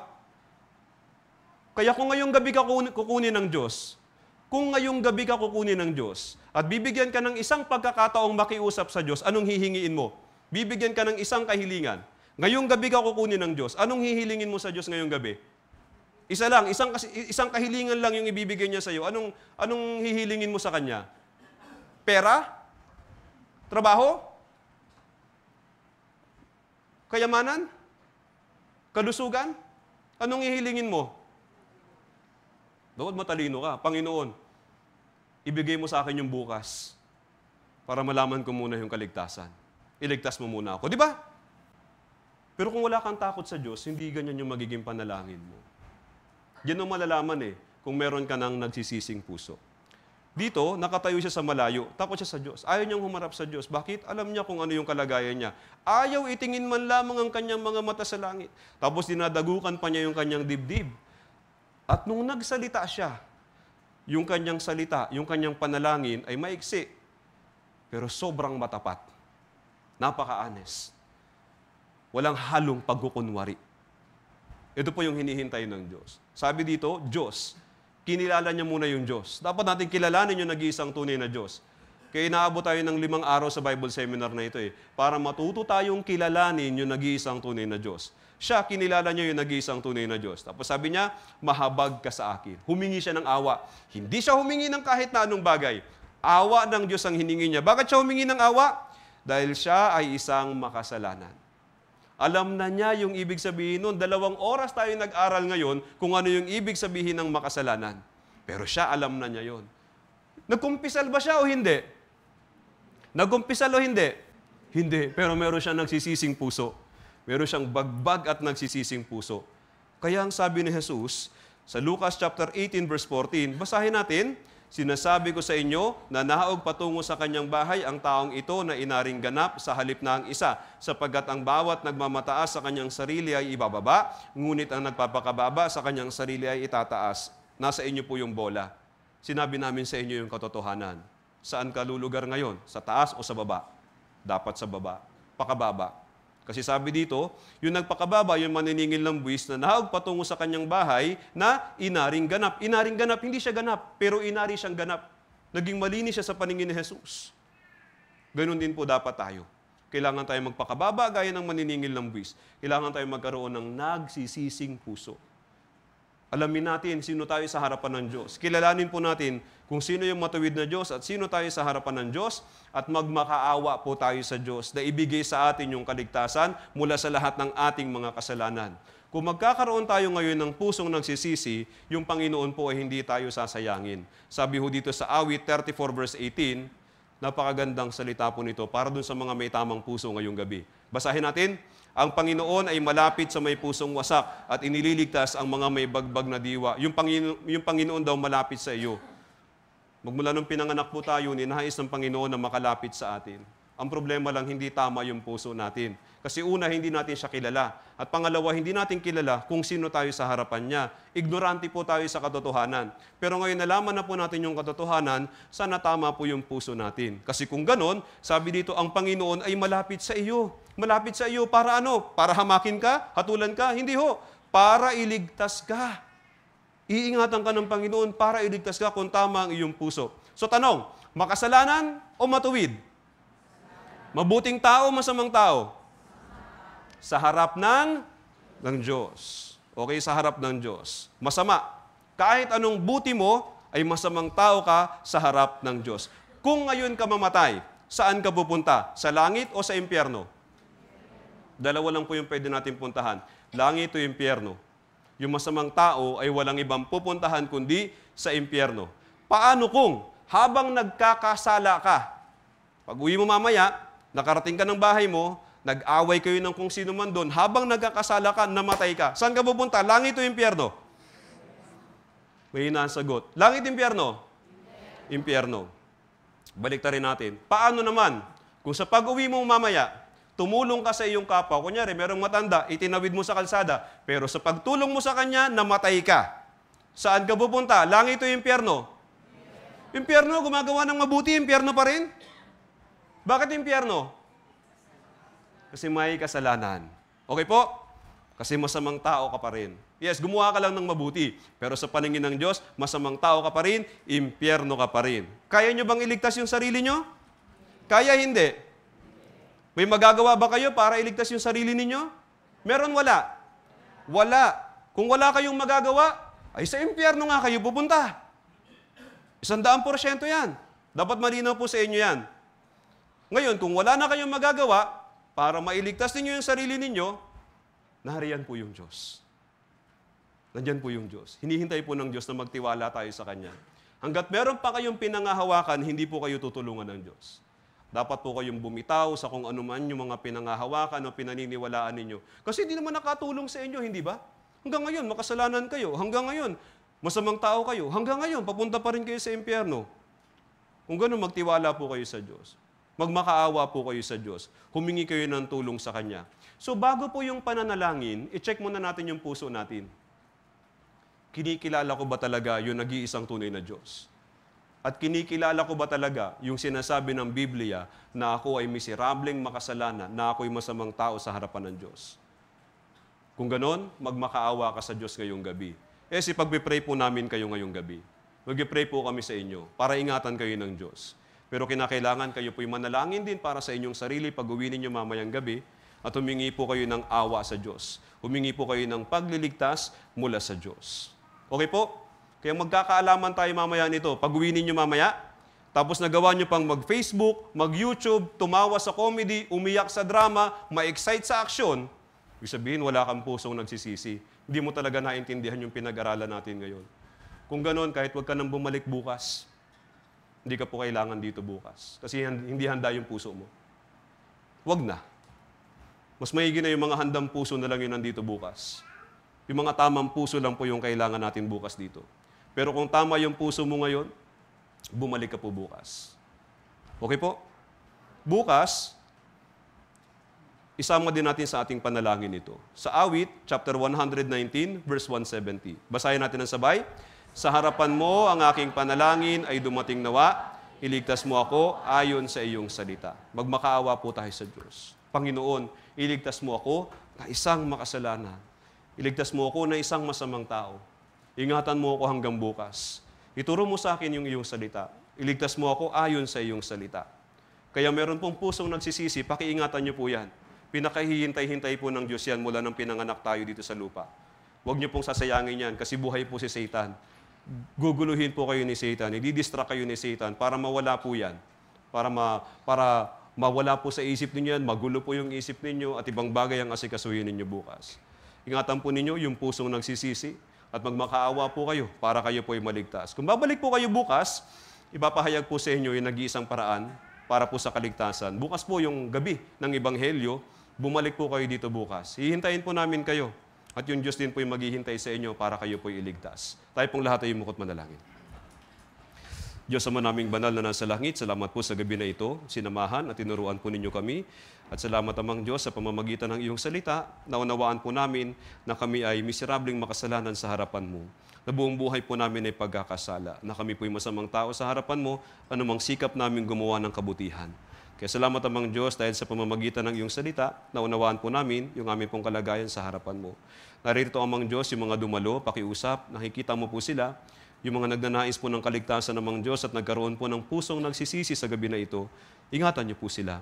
Sa amin pong pansamantala na pag-iwa-hiwalay, pakiusap amang Diyos, ang iyo pong makapangyarihang mga kamay ang magdalang ligtas sa bawat isa upang makauwi sa kanya-kanyang tahanan at nawa amang Diyos sa kanila pong pag-uwi, hingiin po nila ang iyong awa at ang iyong pong pagliligtas. At bukas po amang Diyos, aming dalangin, pagkalooban niyo kami ng maayos po na sitwasyon, na kalagayan, upang maidaos po yung huling bahagi ng amin pong Bible Seminar, para naman po yung mga tao na nagkaroon ng pusong nagsisisi sa gabi na ito, ay makatanggap naman po ng kaligtasan bukas. Sa inyo po kami nagtitiwala. Dalangin namin ito sa pangalan ng Panginoong Jesus.